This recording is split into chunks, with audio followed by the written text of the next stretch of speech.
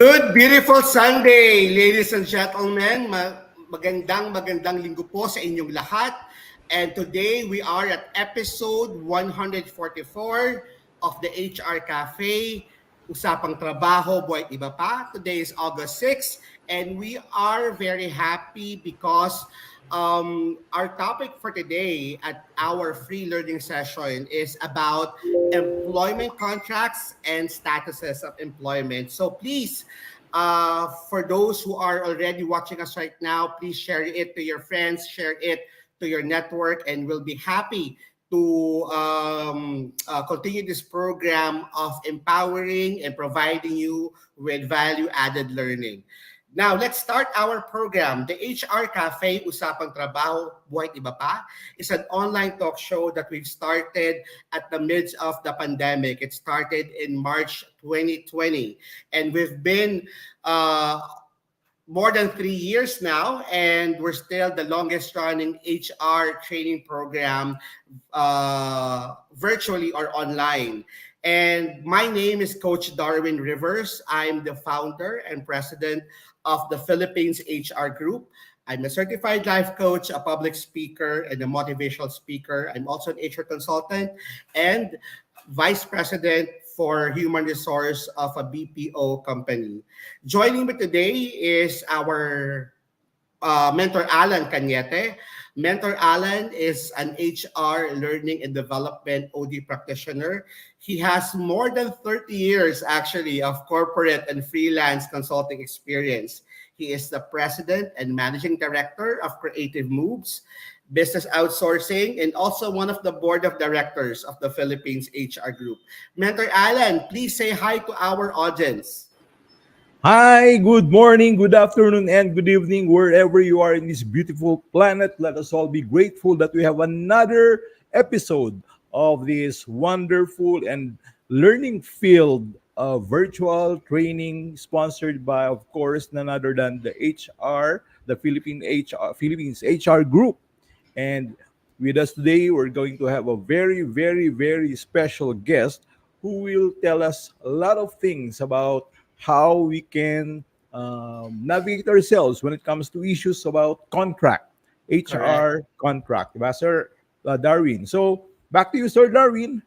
Maraming salamat, Mentor Alan. And of course, part of our HR Cafe servers are also two other mentors. We have mentors Rodel Ferentino, who has more than 20 years of HR practitioner experience working in international and local companies. She's a president and CEO of Approach Social Geekers, a public speaker and HR consultant, and one of LinkedIn's top 100 Filipinos to follow. Unfortunately, Mentors Rodel won't be able to join us today because she's currently in training in Hong Kong, while Mentors Tina Koang, one of our mentors also. Mentors Tina Koang is an operations and HR leader with both local and overseas experience. She's a general manager of a retail company, best known for her online content and blog, tinainmanila.com, and also one of LinkedIn's top 100 Filipinos to follow.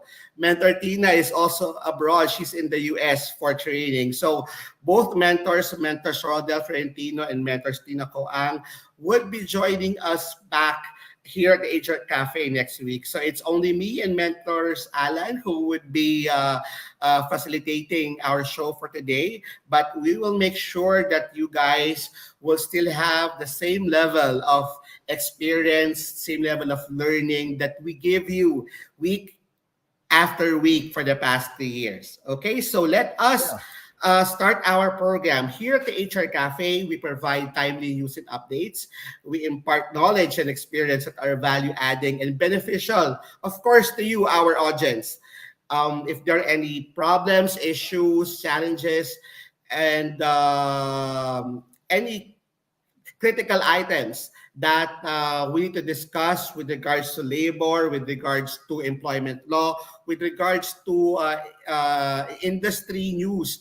We actually provide answers and resolutions through our program with all of these HR and leadership topics.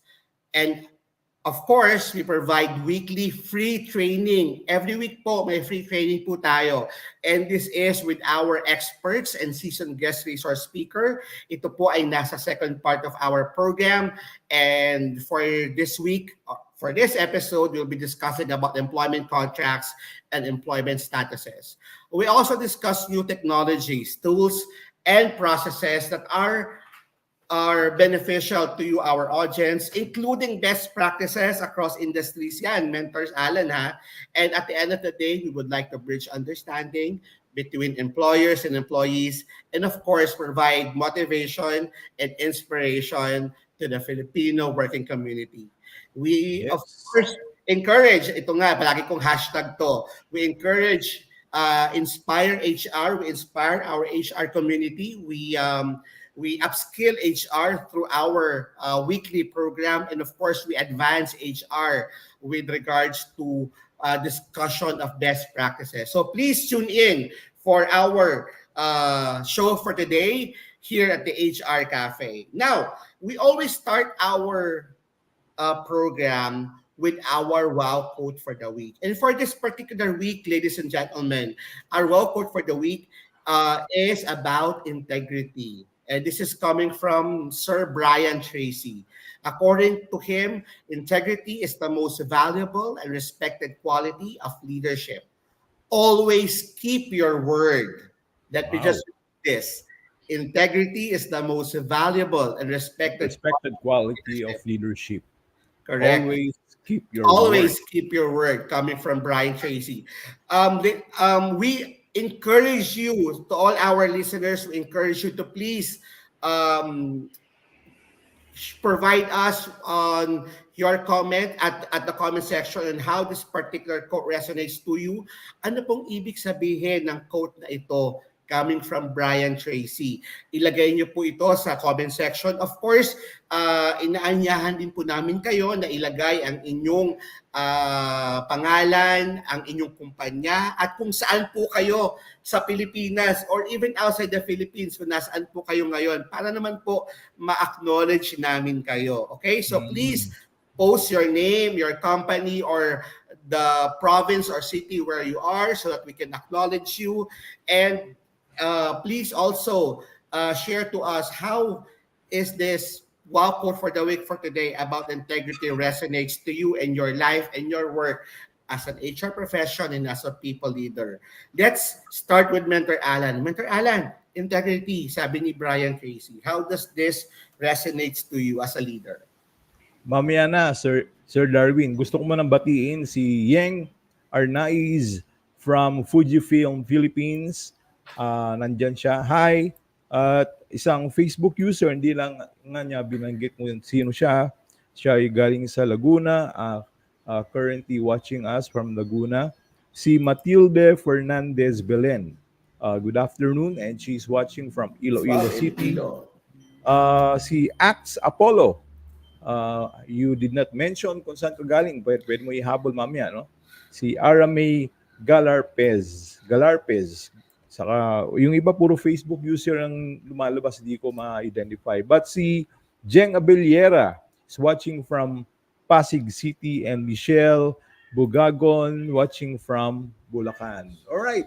About this quote, integrity is the most valuable and respected quality of leadership. Always keep your word, from my favorite, Brian Tracy. Alright? Sabi niya, yan yung mga pinaka-importanting commodity actually among individuals, lalong-lalo na sa professional world. Okay? Now, how does this resonate with me? It resonates with me in three levels.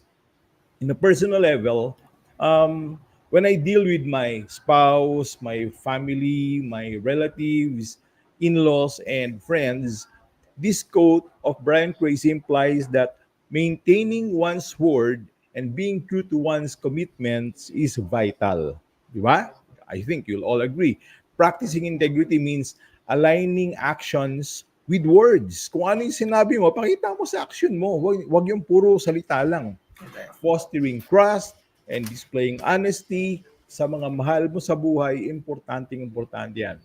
By consistently keeping promises, an individual demonstrates reliability and gains respect from these people we call significant others, forming stronger relationships with them based on trust. Now, on the professional level, tayo namang lahat dito ay professionals, no? It resonates with us as HR practitioners and whatever field you are in, no? In a professional context, this quote underscores the significance of integrity in leadership. It stresses the importance of leaders following through on their promises and commitments. Follow through. Kaya sabi ni Brian Tracy, always keep your words. Okay? By doing so, leaders establish number one, credibility. Number two, they build a cohesive and productive team. Siyempre, ano, pagkakatiwalaan ka ng iyong team, sila rin ay magiging, they will practice integrity and they will practice that as their, kumbaga, core value.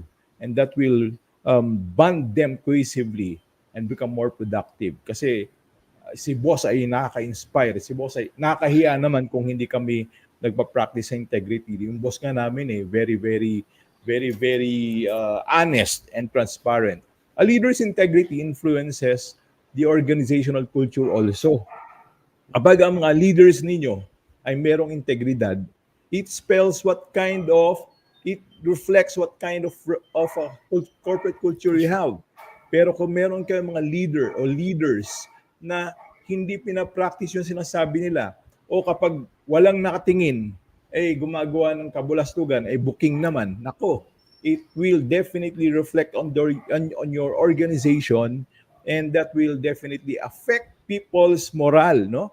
There will be impact on the organizational communication at in yung behavior. Parang may question na doon sa ethical behavior ng bawat leaders mahawa na kumbaga the entire leadership reputation will be affected by that unethical behavior or lack of integrity. And yung sense of accountability nila sa mga team members parang naapektuhan na rin. On the company level, it resonates with me as, alam naman natin, I have a company, Creative Movies Business Outsourcing. It's one of our core values. Sa lahat po ng mga kapwa ko consultants at mga CEOs at yung mga HR directors, yung mga pinakamataas sa organization sa department ng HR, importante po ito, no? This means upholding commitments and maintaining integrity at all levels, establishing a foundation of trust with your employees, with your customers, and stakeholders in general. Such an environment, kapag ang inyo pong kumpanya at meron kayong culture of transparency and ethical conduct, it will enhance your company's reputation and brand value. Yun ang importante yung dalawang.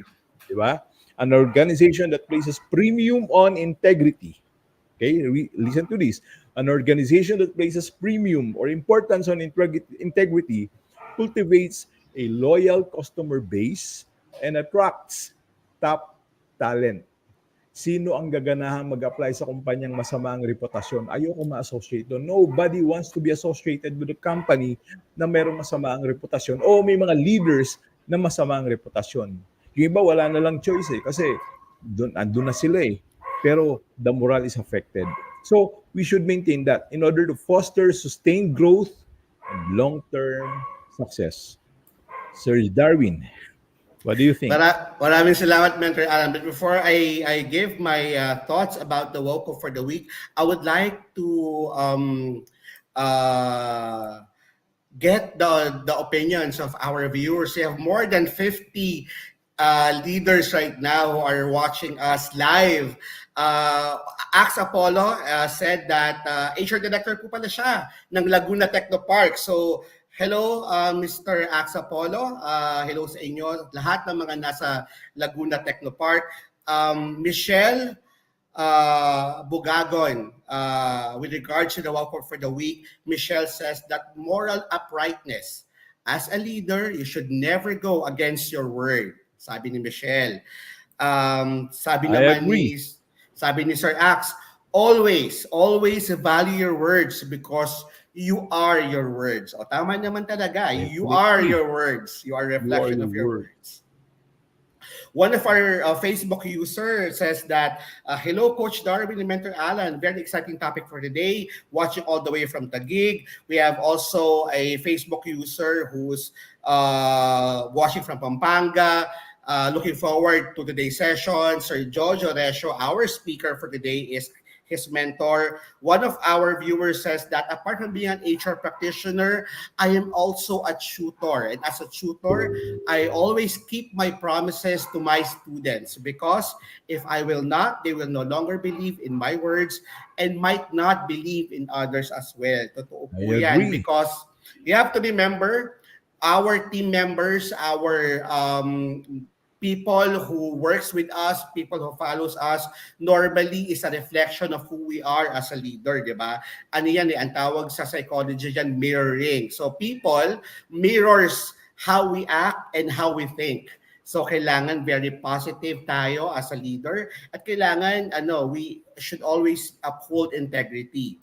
According to one of our Facebook users also, integrity for him is doing what is right and keeping one's word establishes credibility and creates trust to HR among employees. Employees. And Yes. of course, trust to HR among employees is very important for us to be able to do our role, our passion, our role, and our vocation to our employees to be able to Mm. serve both the companies and our employees. Now, Mentor Alan, and para po sa more than 50 and still growing na nonood sa atin ng live ngayon sa mga oras na to. And I'm sure there will be hundreds of more who will be watching our replay. For me, integrity is very important because one, it's the foundation of trust. In any other relationship, the foundation of trust is integrity. When you are honest and trustworthy, then ibig sabihin nito, people can rely on you and people can share to you whatever secrets they would have, whatever issues and problem they would have, and that they know that you keep your word and you say what you will do. This is actually very essential in life, not only in your personal relationships, but also in your professional dealings. Now, ano ba yung importance of integrity? For me, there are four pillars that why integrity for me is important.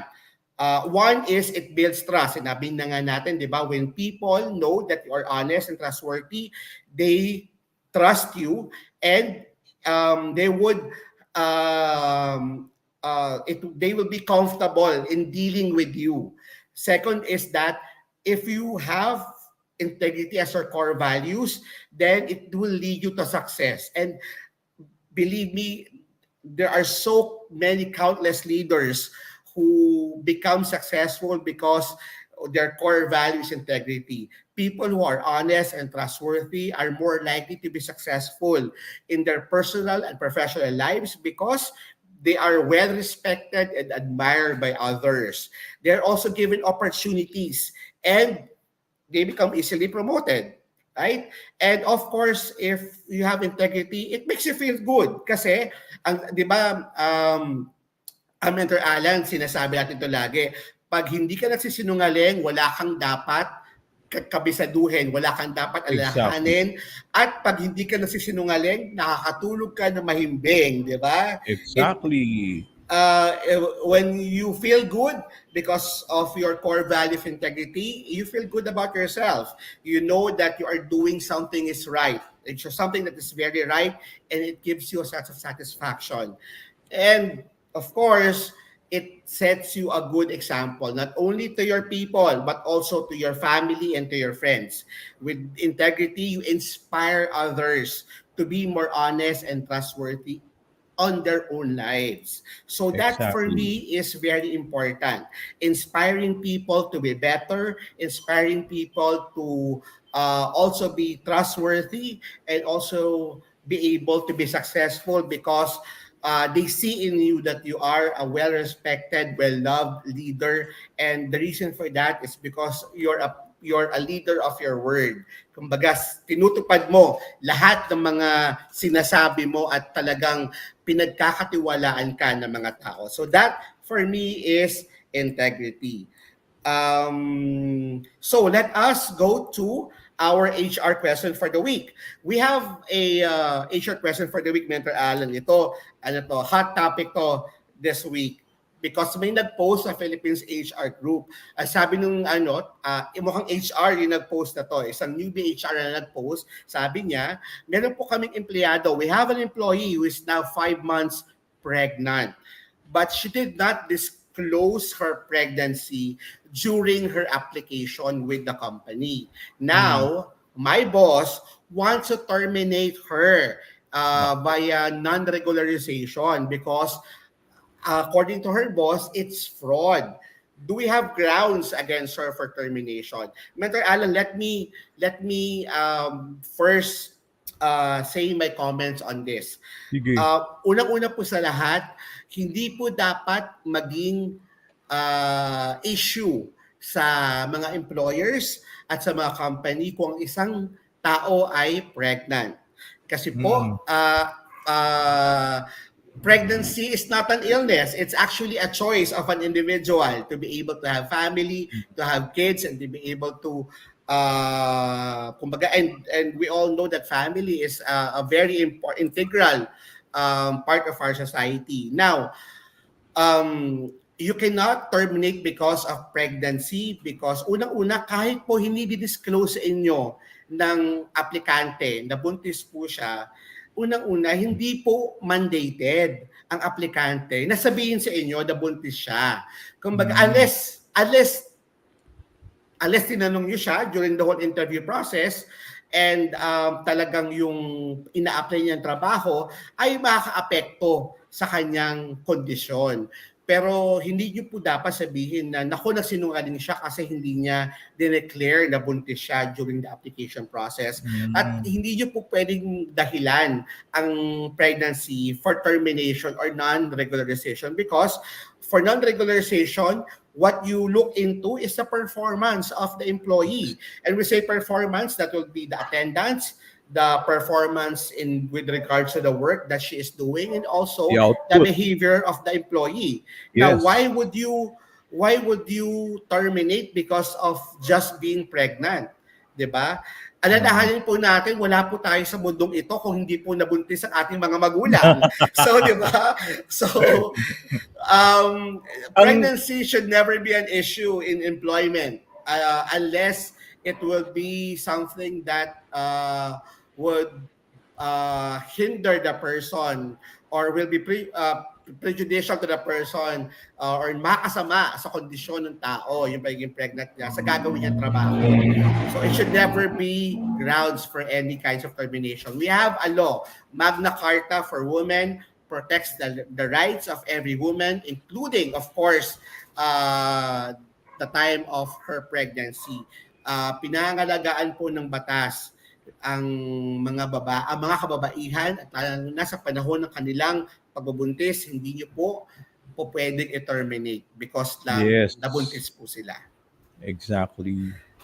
Mentor Alan, how about So, your well, ganito, no?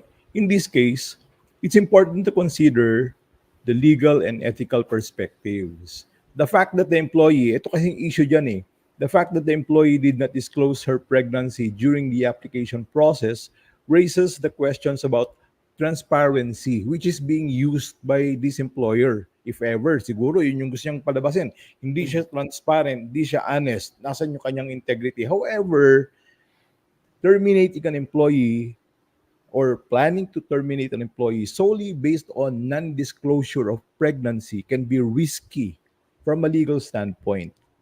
Alam nyo, malinaw na sinasabi sa yung Magna Carta for For women na women. hindi pwede yun dahil sila ay protektado.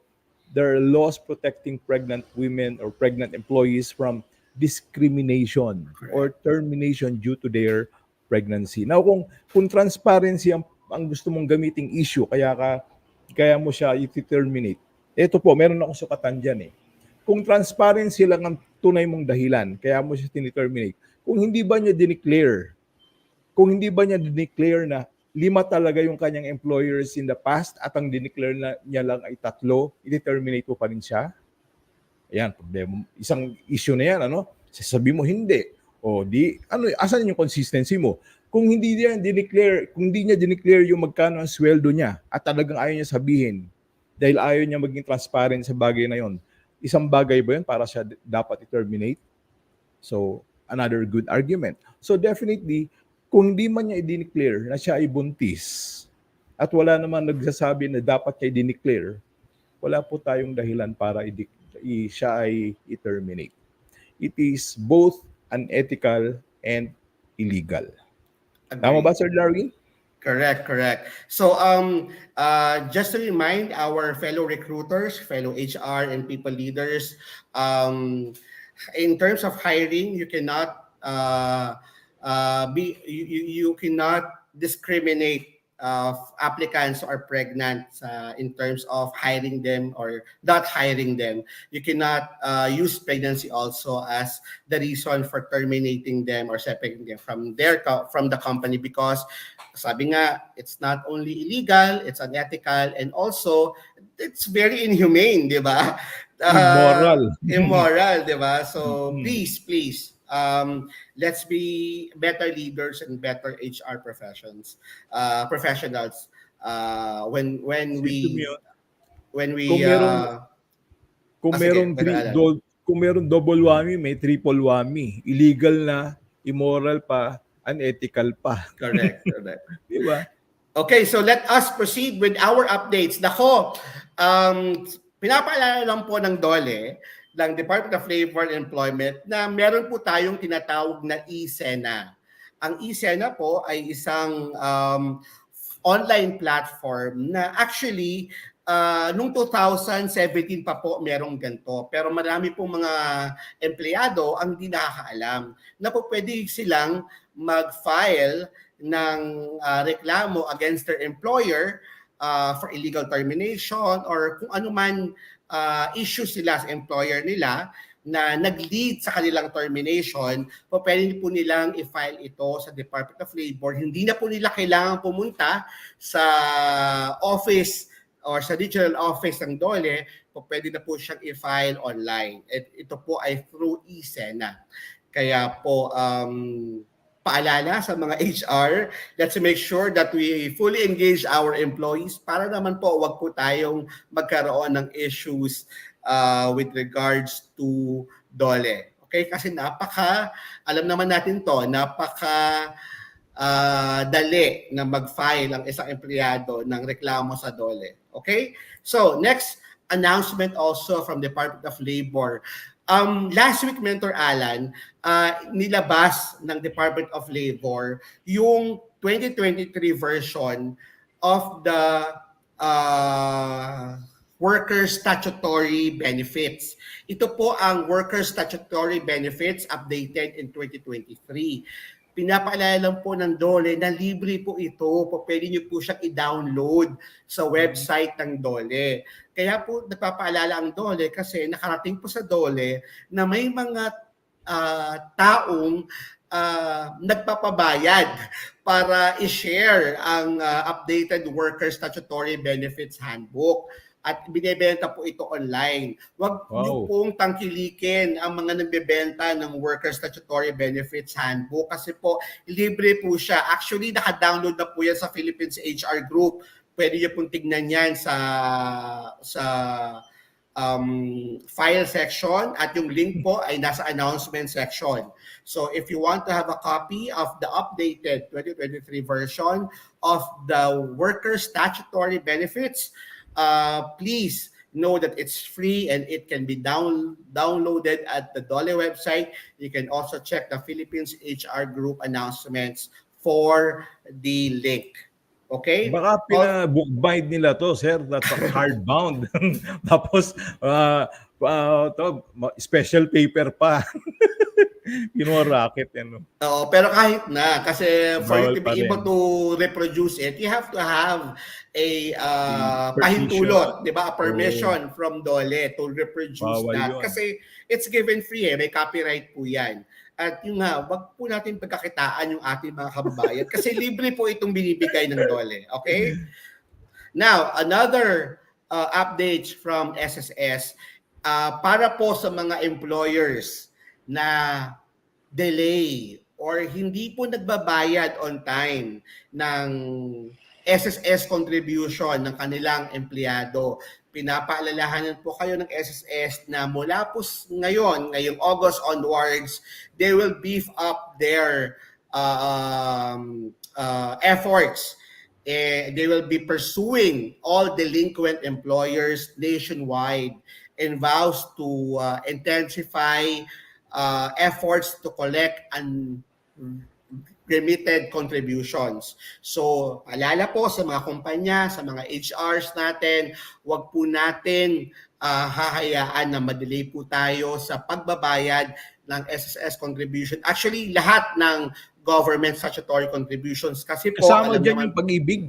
pag-ibig, PhilHealth, at of course, yung tax. So, alam po naman natin na pag hindi po tayo nakapagbayad on time, bukod po sa penalty, pwede po tayong makasuhan. At yung case po ay pwedeng mag-lead into suspension of operation, even closure of operations.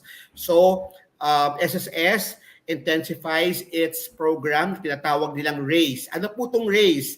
Ito po ay ang Run After Contribution Evaders. Yung mga hindi po nagbabayad, yung mga hindi po naghuhulog ng contribution.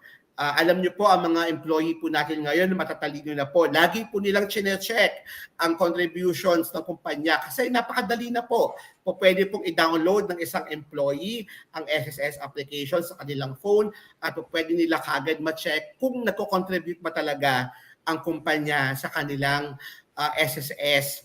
At pag nakita po nila na hindi po nag-contribute, madali po nila kayong ireklamo. At pag nareklamo po kayo, sinasabi po ng SSS na kakasuhan po ang inyong kumpanya.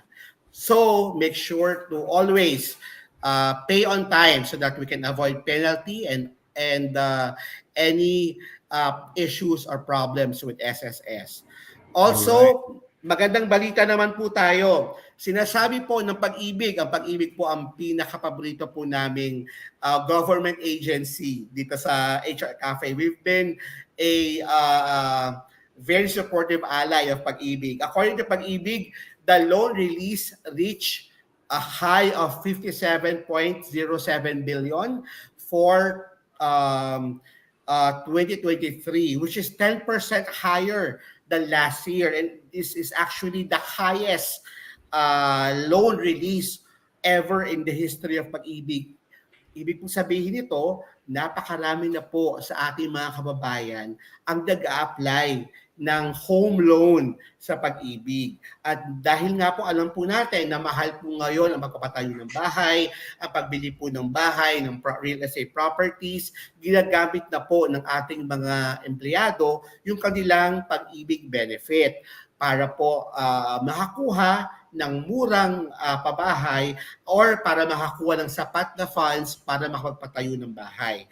Kaya po, ito po yung magandang balita kasi ibig sabihin nito na yung mga contributions po na inaawas sa ating mga empleyado ay talagang napupunta sa magandang mga proyekto tulad po ng Pag-ibig Housing Loan.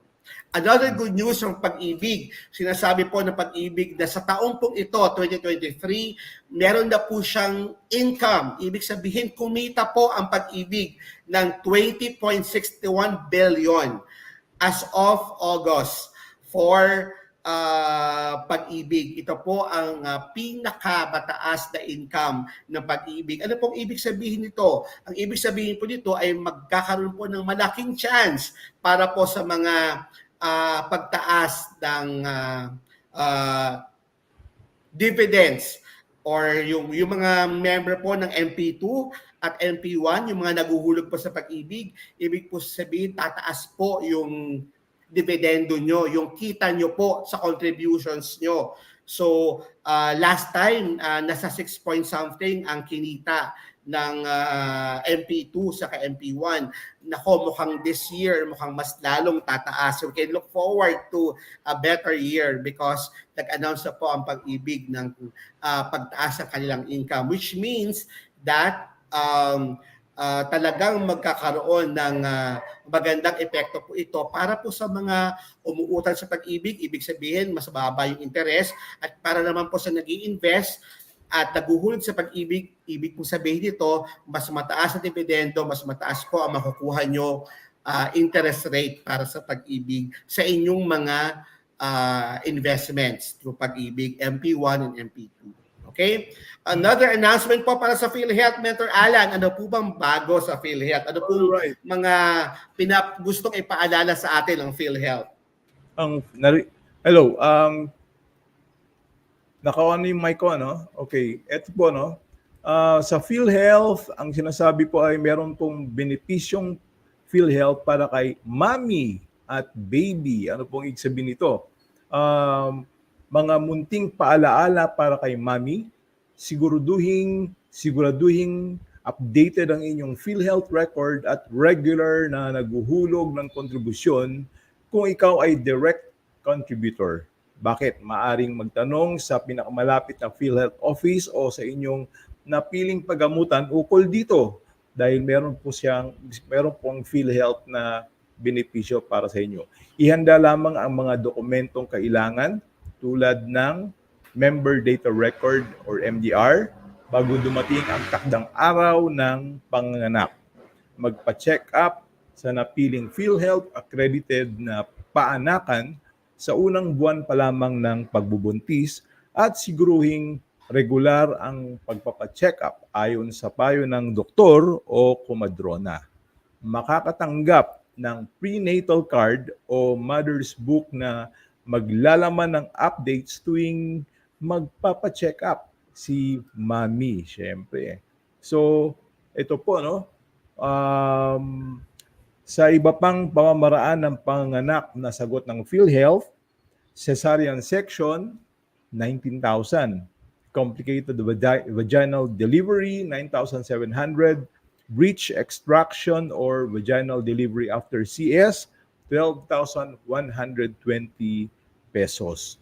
Para ma-avail ito ay kumontak lamang sa mga nakalathala ng mga contact information ng PhilHealth. Pangalawang announcement tungkol naman sa madalas na tanong ng mga kapwa HR. Sino ang HR ng HR?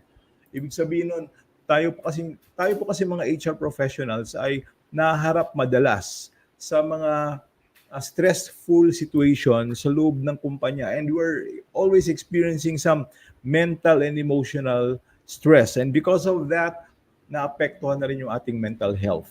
Alright? Good news. Ang Infinite Care ay nakipag-partner sa Philippines HR Group upang mag-provide ng assistance at care para sa mga HR practitioners. Okay? So, it's a unique partnership to support the well-being of the professionals who look after the nation's employees. Itong Infinite Care ay isang institusyon at grupo na tumutulong sa mga nangangailangan ng mental health support. And that's why the partnership with of course the with Philippines HR Group as its partner, no, will provide Infinite Care's mental health support platform through us, giving them access. Yung mga members natin will have access to personalized self-care tools and resources, a chat helpline, and virtual sessions with licensed counselors, psychologists, and coaches. All right? So yun po yung HR ng HR. Pero open din ito sa iba pang members na hindi naman HR practitioners who are also experiencing some mental health problems or emotional issues, and they need some emotional support. Right? Libre po yan mga tagapakinig at tagapanood sa amin at lahat po ng members ng Philippines HR Group. Ang gagawin niyo lang po ay mag-download ng Infinite Care app either in Google Store or App Store. Download niyo lang po Infinite Care app at pag nag-download na po kayo ng Infinite Care app, mag-sign up po kayo at ang password na gagamitin niyo ay PhilHRG Inc. At pag ginamit nyo po ang password na to, ma-access nyo na po ang iba't ibang personal self-care tools and resources ng app na to. Hindi nyo na po kailangan magbayad kasi po because of the partnership of Philippine HR Group with Infinite Care, libre nyo po itong magagamit. Okay? All right. And announcement, there is a 2-day HR core training program happening on August 19 and 20. Malapit na. That's Saturday and Sunday. Okay? At 8 a.m. to 5 p.m. And this will be conducted at Discovery Suite sa Manila sa Ortigas, Pasig City. Ang HR Core Program, and ito po ay second batch na, Sir Darwin, no? For Manila, yes. Yung For first Manila. batch po natin, 100 packs. Hopefully, this second batch is mas marami pong umattend ng training program natin. And wag po kayong mag-alala, kayang-kaya ito ng inyong mga employers. Okay? The price is there. Nakalathala po sa mga ads, and I'm sure they will be happy to send you there. Ang mga nilalaman po na topics ay total rewards, labor relations, talent acquisition, and training and development. Okay? So, another announcement. There is a 5th HR Asia Summit happening at sa Crown Legacy at Baguio City on August 10, 11, and 12. At malapit to sir. Next week na to, no? Yes. And, Akit po tayo ng Baguio para dyan. And the theme is the art of crisis management, war of talents, HR vision, and Gen Z world. So, to avail of this, you can book your seats at their website, no? hrasiasummit.com /book tickets / okay? And you can also contact them in the following contact information shown in our ads right now, in the screen right now. Okay? Isa po ako sa mga speakers ng HR Asia Summit. So makita-kita po tayo kung sakaling pupunta po kayo sa HR Summit Asia that will happen in Baguio next week, August 10, 11, and 12. Correct. At mayroong mga leaders din from the Philippines HR Group na speakers din na magsasalita sa event na yan. Tulad po ni Ma'am Penny Bongato will one of our senior mentors will also be speaking at the HR Tech Summit. We also have Jake who will also be speaking. Jake Koycon who will also be speaking there, who's also part of the Philippines HR Group. So marami po tayo doon and we look forward to seeing you in Baguio. And Asia's largest HR and Work Tech Conference. Ito po ay inatawag nilang People Matters Tech HR Singapore 2023. Ito po ay gaganapin sa Marina Bay Sands, Singapore. And that will happen on the 24th of August in the current year. At ito po ay nag-feature. It features their mga international speakers. Sir Darwin, sa Singapore po ito gagawin. Correct. Oo. Last year's it was held also in Singapore. Last year po bukod po sa mga international foreign speakers, nabigyan po ng pagkakataon ng mga speakers from the Philippines. Tulad ko po at tulad ni Ivy na magsalita diyan sa ating Tech HR Singapore. Ito po yung pinakamalaking HR conference sa Asia. So napakarami po mga delegation coming from Thailand, from Vietnam, from Malaysia, Indonesia, ang napupunta po sa Tech HR Singapore. At last year po, tayo po sa Philippines HR Group ang may pinakamalaking delegation. 78 HR leaders ang nagpunta po sa Singapore para lang po sa Tech HR Singapore last year. At this year po, hopefully, maging consistent po tayo na tayo po'y maging isa sa pinakamalaking delegation uli na pupunta sa Tech HR Singapore. Ang nag-register po ay sa Philippine HR Group is more than 200 HR leaders na, but I'm sure we're hoping that lahat makasama, or if not, at least 100 plus tayo this year na makapunta sa Singapore for the largest HR conference in the region. Right. Okay. So, wala na tayong announcements, Sir Darwin? Wala na, oo. So, if you have any questions po, you can always post it at the main page of the Philippines HR Group. And also, we also have a Philippines HR Group in LinkedIn. Nako, nasa over 30,000 na po ang ating LinkedIn community ng Philippines HR Group. While our Facebook community, of course, is more than 305,000 na po tayo sa Facebook. Kaya we are ano bang tawag mo dito, Mentor Allen, dati we are exponentially growing every day. We're exponentially growing, at lahat po ito ay dahil po sa trust and confidence and support na natatanggap po ng community dahil po sa inyo. So maraming salamat po. Now, we will be going to our next part of our session of the HR Cafe. And as promised, right, this is the free training session that we always do here at the Philippines HR Group. Kaya maghanda na po kayo at ito na po ang time na talagang makikinig tayo sa ating guest speaker at para matuto po tayo about contracts and employment statuses. But let me properly introduce our guest speaker for today. Alam niyo po, when I founded the Philippines HR Group years back, one of the best things that happened in my life is to be able to meet like-minded leaders or like-minded individuals na very passionate sa kanilang work at sa kanilang commitment sa HR. At isa po dito sa mga nakilala ko online at talagang naging kaibigan ko over the past years ay ito pong si guest natin ngayon, si Mentor Jojo Recio. Mr. Jojo Recio started his professional career as an educator. Kaya po napakagaling po niyang speaker kasi ang kanyang background po talaga ay isa siyang educator. His love for learning paved the way for him to enter the corporate world as a junior executive in one of the country's largest networks of schools.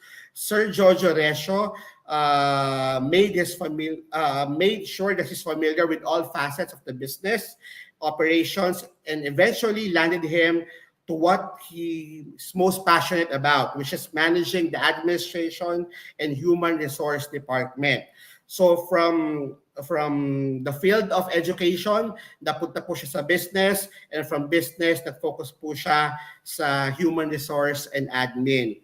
Prior to joining Fibercom Telecom Philippines Incorporated, Jojo Recio was an assistant vice president for administration and human resources of a quadruple A construction firm known for building landmark projects in the Philippines. His people skills may be traced way back during his college days as a student leader. Student leader din po si Jojo at the University of the East, where he finished his bachelor's degree in political science and also took his postgraduate degree at the Ateneo de Manila University Center for Organizational Research and Development, where he finished Organizational Development Intensive Program. Mr. Jojo Recio also finishes his certification in the Certified Management Consultant. So CMC po ang ating speaker for today under the Institute of Certified Management Consultants of the Philippines. He is also a Certified Human Resource Professional. CHRP din po ang ating guest speaker right now. Ladies and gentlemen, it's our honor to introduce to you the Senior HR Manager of Fibercom Telecoms Philippines. Please welcome our speaker, Sir Jojo Recio. Hi, Jo. Good afternoon, Sir afternoon. Jo. Nakamute po kayo, sir. Nakamute ka, Jo. Okay, Ulit. so Hi, Jo. hello, Coach Darwin and Mentor Alan. It's good to see you once again. I'm so excited to be back dito sa ating HR Cafe. Okay. Really feels good. So, alam niyo po si Sir Jojo Recio, pang-apat na beses na po namin siyang na-invite for the past almost 4 years in the HR Cafe. Kasi po, isa po siya sa mga speakers natin na talagang bukod sa nire-request, talagang marami kayong matututunan. So, we will be giving you the floor, Jo. Wait, mukhang hindi nag-upload yung presentation. Can you Okay. ayan. Okay. So the topic that we have, Jojo, is about employment contracts and employment statuses. At I'm sure we have 70 plus audience right now. Gusto nilang matuto kung ano bang importansya ng isang kontrata sa isang empleyado at sa isang kumpanya at bakit importante ang employment status. So with no further ado, we'll give you the floor, Jojo, and you have all the time to discuss your topic. Okay?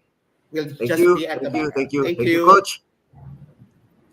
Thank you, Coach Darwin and Mentor Alan, and of course, good afternoon, ladies and gentlemen, to my fellow HR professionals who are watching right now. Magandang hapon sa inyo. It feels good to be back. Really, this is one avenue wherein we can really share all our ideas and inputs with regard to many HR topics, and of course one of which, and I think it is one of the most important topic that we really need to focus on, is employment contracts. It's very important, and also today I'm going to give you a little insight on what is project-based employment. Kasi napakarami kong mga nakikita mga questions, napakarami kong mga nakikita mga posts sa Philippines HR group that has something to do with contracts, something to do with job offer, And these are the many things na kailangan natin pag-usapan. And today, this afternoon, I'm going to give you a very detailed discussion on employment contracts and also a detailed discussion on project-based employment and how is this different from regular employment and how are we going to, so to speak, reconcile, na akala nung iba yung irreconcilable difference between a regular employee and a project-based employee. As a matter of fact, there is a very minimal difference between the two. And later on, as we proceed with our discussion, I'm going to give you an idea, many inputs about the difference of these two and how are we going to marry the difference between these two types of employment. So I'm sure all of you are very excited. Me too, I'm very excited when I was invited by Coach Darwin to speak before you this afternoon.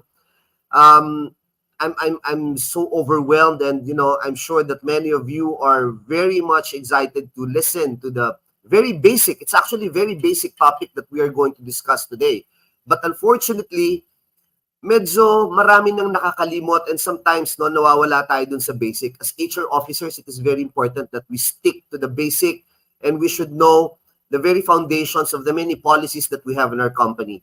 So today, I was thinking of what will be the most appropriate topic, and this suddenly popped into my mind. It's quite catchy because the topic is being right without being strictly legalistic.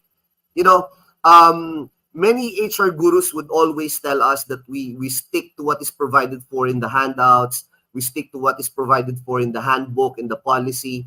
But there are times that as HR officers, we can really do some tweaking without necessarily veering away from the legal foundation of a policy that we have in our company. Okay? So, and as an HR officer, we really have to strike a balance between, being strictly legalistic or following every law to the letter versus, putting a heart into it. Kasi kailangan talaga natin na we really have to balance yung decision making natin, most especially that our decisions, they affect the lives of our employees, no? And many of our employees really look up to us as HR professionals. So as a matter of obligation, and it is part of our vocation, kailangan every decision or every opinion that we give them is something that, will really work not only for them, but for the company and vice versa. So there you go. We have to strike a balance between our heart and between what the policies or what the law provides. No, I'm not saying that we don't follow the law. I'm not saying that we don't observe the policies. But what I'm saying is that we should put a heart into it. Marami tayong pwedeng gawin na mas makakatulong pa sa mga empleyado natin. And this is something that as HR officers, kailangan kaya nating panindigan at kailangan kaya nating i-defend sa ating mga bosses, no? And of course, at this point, I would like to say hi to one of my boss who is watching right now. And I'm sure, no, marami din dito from many parts of the country na kasama ko sa aming company who are watching, and I would like to say hi to everyone. And bago ko makalimutan, one of my former colleague is here. She's now the Vice President of HR of one very big banking corporation. I think Joy Lahera is here with us this afternoon. Okay, so sabi dito, laws are interpreted according to the letter and spirit. When we focus on the spirit, we do not necessarily deviate from the letter. Okay? Remember, we are always right when we do good things. So, ladies and gentlemen, no, yung mga nanonood ngayon, yung mga nakikinig, no, habang ginagawa ang isang policy, habang ginagawa ang isang batas, okay? Or let's talk about our policies in our company, no? Meron yang there is an intent, okay? There is a specific objective why we formulate or why we create a particular policy. And in the implementation of such policy, whenever there is a policy violation or whenever there is something that concerns the policy, we have to go back to why was that policy created in the very first place. No? For you to be able to adjudicate, for you to be able to determine whether there is a commission of a wrong or whether there is a violation of a policy, kailangan puntahan natin kung yung spirit and intent of the policy for us to be able to adjudicate fairly. That is one of the requirements. So, what I'm saying is that, no, let me go back. What I'm saying is that we are here to discuss all the possible accommodations as HR officers, no, that we may do without necessarily sacrificing your role in the organization. Pwedeng ito yung sinasabi ng policy. You can go beyond what the policy says without necessarily violating it. And as a matter of fact, you are doing an accommodation, okay, na later on will be appreciated by the employees and it will create a very good environment within the organization, no? As HR officers, we should not be afraid to decide, and we should not be afraid to call the shots from time to time. And that's how we develop the trust and confidence of the management. That's how we develop the trust and confidence of our bosses. If we are able to decide and if we are able to stand by our decision, that is when, yung sinasabi kanina, no, that's part of being, having integrity, no. Decision making is part and parcel of our job as our vocation as HR officers, and we really can't, take that away from us. That there are times that we really need to decide. Hindi pwedeng palagi natin sinasabi na it's up to the top management to decide. It's up to them to decide on these things. As HR officers, we must be able to decide. And whenever we decide, we must be able to defend our decision. And that is one way on how we can gain the trust and confidence of our bosses, of the management. So, hindi pwedeng parang messenger lang tayo na nandyan, no? Na kung ano yung sabihin ng management, tayo lang yung nagpapaabot sa mga empleyado. That's not the way it should be. As HR officers, as HR professionals, we should be an efficient and effective business partner. When I say business partner, we should be part of the decision-making process because that is the only way on how we can elevate our profession as HR professionals. So, dapat tayong lahat na nandito, no? We should be in unison in saying that we should strive harder to become an efficient business partner. Let us not consider ourselves as, as a mere follower or as a mere implementer of things. We should also be part of critical decision-making process in the company. Okay? So, ito yung talk parameters natin, okay? Today, we're going to discuss about pre-employment issues. I'm sure marami kayong matututunan dito. And of course, many inputs about probationary period of employment. So what is this all about? What are the different concerns that employees and employers experience during this period? What is project-based employment? Okay. And of course, termination, how to validly terminate, what are the different things that you should remember, ano yung mga nangyayari in between termination, in between the last day, and in between the moment that the notice of termination is issued until the last day of the employee in the workplace, ano yung mga in-between na mga issues na na-encounter natin as HR officers, and how are we going to deal with this in-between issues. Okay? So, this is more of a boot camp, I should say, because I'm going to give you not just tips, but I'm going to give you concrete action points, no, that you can do, that you can perform, so that at the end of the discussion, you have a takeaway that you can already do tomorrow when you start your work. Okay, so I'm sure you're ready. But before that, I have this question. Do you have an established company policy? Because, there is no point of discussing many things if we do not have an established company policy.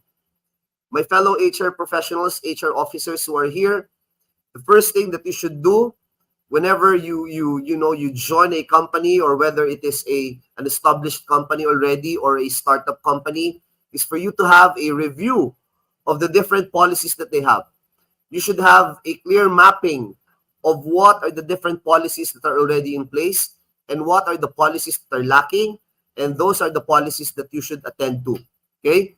It's very important that, from talent acquisition, promotions, training and development, grievance procedure, succession, termination, resignation, what else? Retirement. All of these processes should be supported by a valid policy. Okay? When I say valid, it should went through the proper process of creating and implementing a policy, from brainstorming, kung ano ba yung proseso nyo dyan, no? Kung paano kayo nag-implement, the period of publication, the process of information dissemination, the level of approval that it should go through. Okay? So, first things first. Okay? First things first. Okay? You cannot proceed with your job as an HR officer if in the first place there are no policies in place. So you should strive hard, okay, to formulate and to propose policies, to draft policies, and all of this will be subjected to deliberation, perhaps by the different managers who are involved in the process, so that you can come up with something that is beneficial for the entire organization. So, first things first, okay? What is your answer to this? Okay? Do you have an established company policy? What is your policy on hiring? What is your policy on promotions? What is your policy on succession?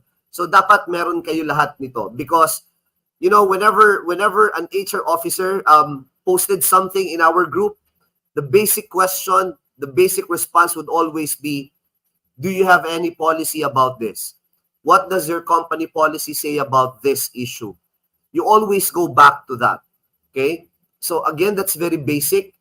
If at this point you still don't have this, strive harder, create a timeline for yourself, and if you need help, feel free to approach your senior mentors here in the Philippines HR group. I myself, I'm more than willing to help you map this out, and I'm going to help you draft policies, and of course, magtutulungan tayo dito so that at the end of the day, lahat tayo will be able to elevate, ika nga, no, our stature in the company as an efficient and effective HR business partner. So, yan muna. Do you have an established policy?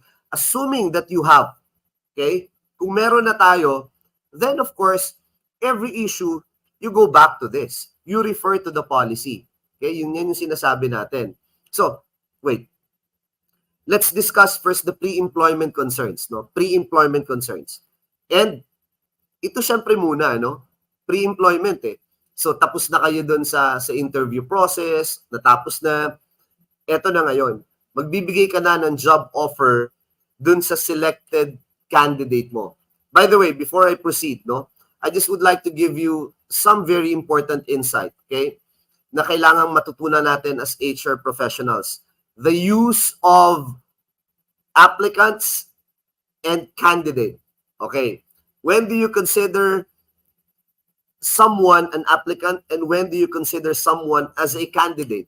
Kasi it's not just a play of words, but it creates a very strong impact, no, on the part of the person involved. Let's say, for example, how would you like to be referred to? Would you like to be referred to as an applicant or as a candidate? An applicant is someone who sends in his application form, resume, for the consideration of the hiring entity. But once that your resume, once that your curriculum vitae has been given due course, and it is given some sort of priority on the part of the hiring authority, and you were selected from the many people who submitted their resume, from being an applicant, you now become a candidate. Okay? So a candidate is someone who is already somehow considered for the position. Okay? So if you are now a candidate, then you will be invited for an interview. Okay? So pagdating mo dun sa kumpanya, okay, sasabihan ka doon, oh, why are you here for?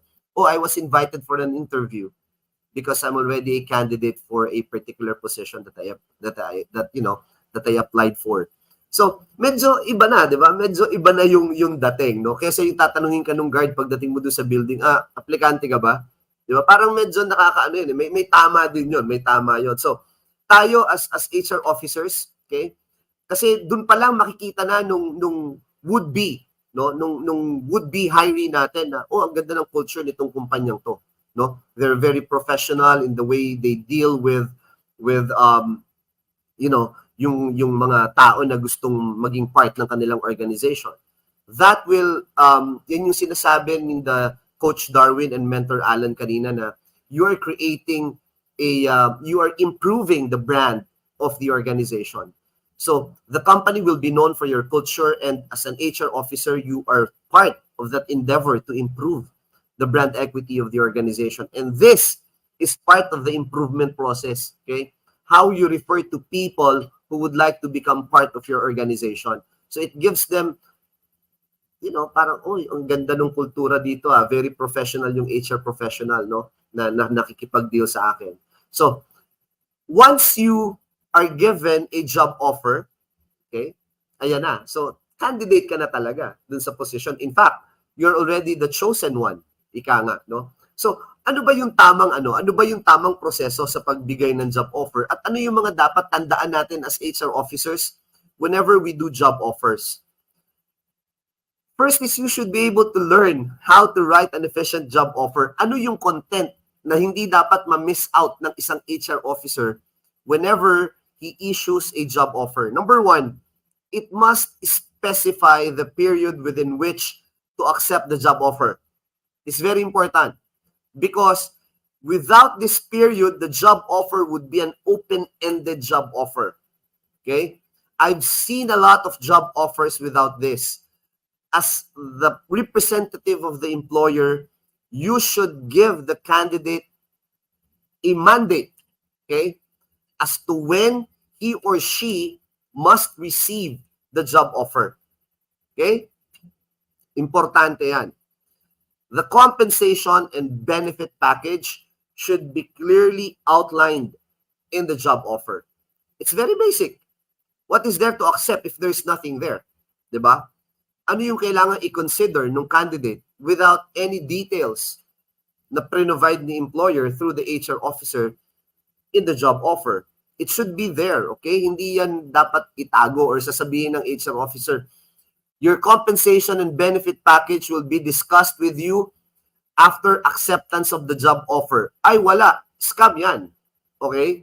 If I'm the candidate, no way. No way. Because, later on, we'll find out that once you sign the job offer, it is already binding between you and the organization. Not unless there is a significant defect in the job offer that renders the job offer itself null and void from the very beginning, o yung tinatawag natin na void ab initio. Okay? So the compensation and benefit package should be clearly stated in the job offer. My HR manager is watching right now. Gerald, please make sure that our job offer contains all these essential requisites, okay? The type of employment, it should be there also. So, ano ba? Are you being engaged as a project-based employee, as a probationary employee, as a fixed-term employee? It should be there, okay? The type of employment. And all the pre-employment requirements in the period within which they are to be complied. So, you can put more things in the job offer, but these are the essentials. Okay? These are the essentials. It must specify the period within which to accept the job offer. Why? Because non-acceptance of the candidate of the job offer within the specified period will give right to the employer to look for another candidate for the post. The compensation and benefit package, the type of employment, and all the pre-employment requirements in the period within which they are to be complied. And of course, all the circumstances that may render the job offer void or deemed canceled. Ilalagay mo doon, okay? Ano ba yung mga kapag hindi nagawa ni empleyado will render the job offer void, okay? Kasi alam nyo, kapag nag-issue na tayo ng job offer, pwede nang panghawakan ni employee yan. Pwede nang panghawakan ni employee yan. No? Because this is already a formal offer. So if the employee is currently engaged, and if the employee resigns because of the job offer issued to him by another company, then later on, the employer decided to cancel the job offer. Okay? Kapag hindi klaro yung mga grounds for cancellation, then it gives rise to a case. Okay? Pwedeng magkaroon ng civil case out of it. So, ayaw natin ng ganon. So, just to be clear, kailangan as HR officers, lahat ng sinabi ko dito, andun siya sa job offer. These are the minimum. Okay? So, if there are things that you want to add more, for as long as you don't miss out on these things, then I can say that your job offer is good. Okay? Baka may magtanong na naman dito, no? Jojo, meron ba tayong template ng job offer? Well, it's easy. It's very easy. You don't have to use highfalutin words in creating a job offer. You just use simple terms, no? That's the common mistake that many HR professionals, always commit. They try to make things complicated. Okay? Ang dami nang komplikado sa buhay, gagawin pa natin komplikado yung mga ganitong sitwasyon, di ba? So let's try to make it as simple and as simple as possible so that there will be no ambiguity, there will be no room for misinterpretation. So, ito yung mga common concerns natin ngayon. Number one, sa part ng employee, if the period to comply with the requirement expires. Let's say, for example, no? Yes, that's correct. Conditional clauses must also be present in the job offer by Eric Cruz. That's correct. I agree. No, I agree.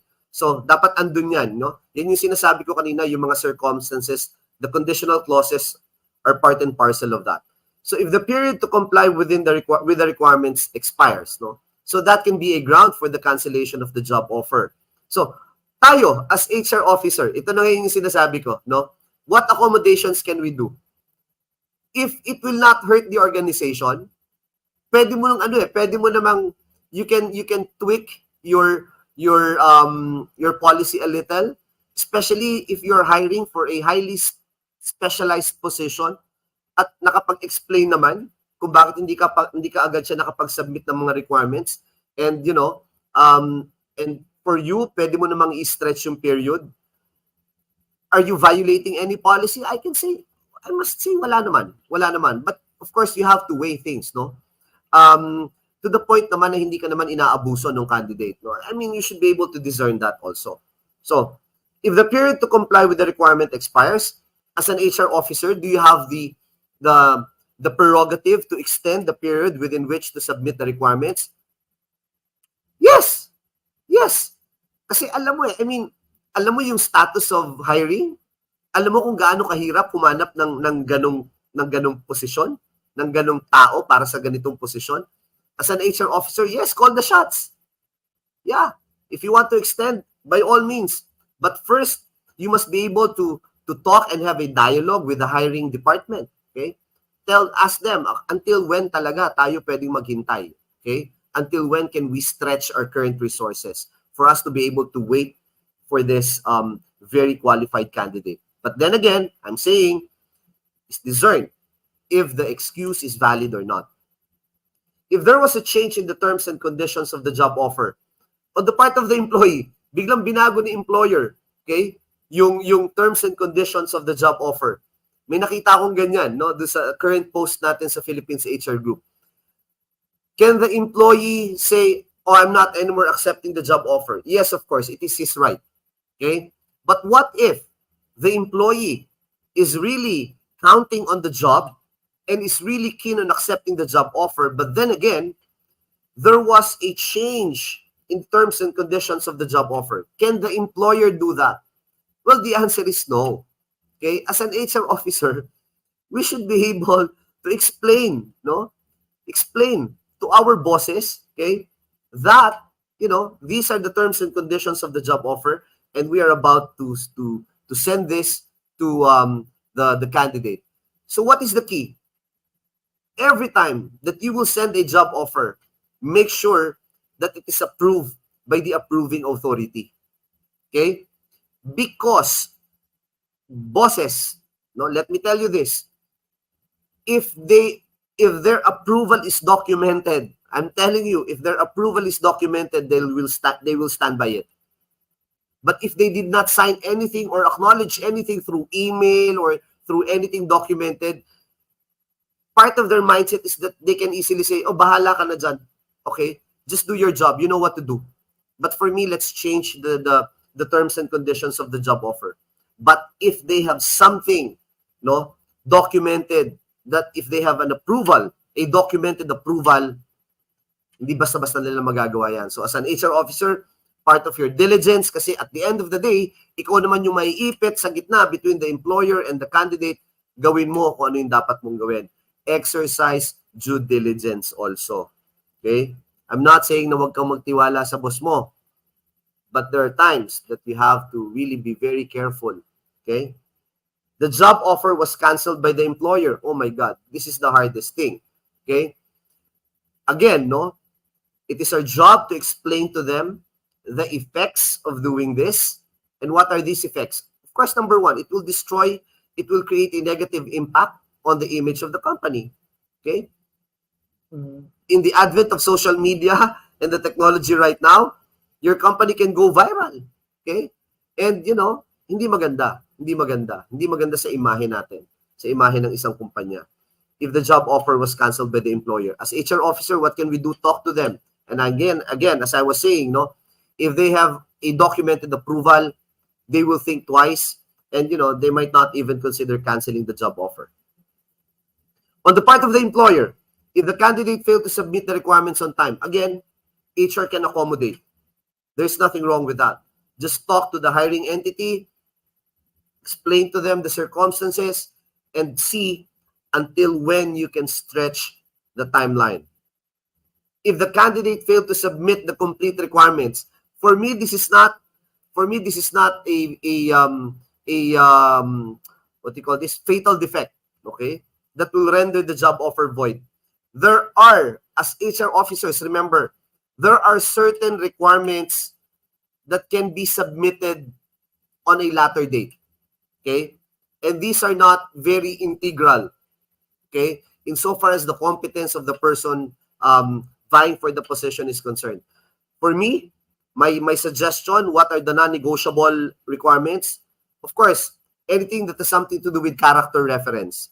Anything that has something to do with the person, person's personal reference of the person. Non-negotiable sa akin yon. Health is also non-negotiable. Why?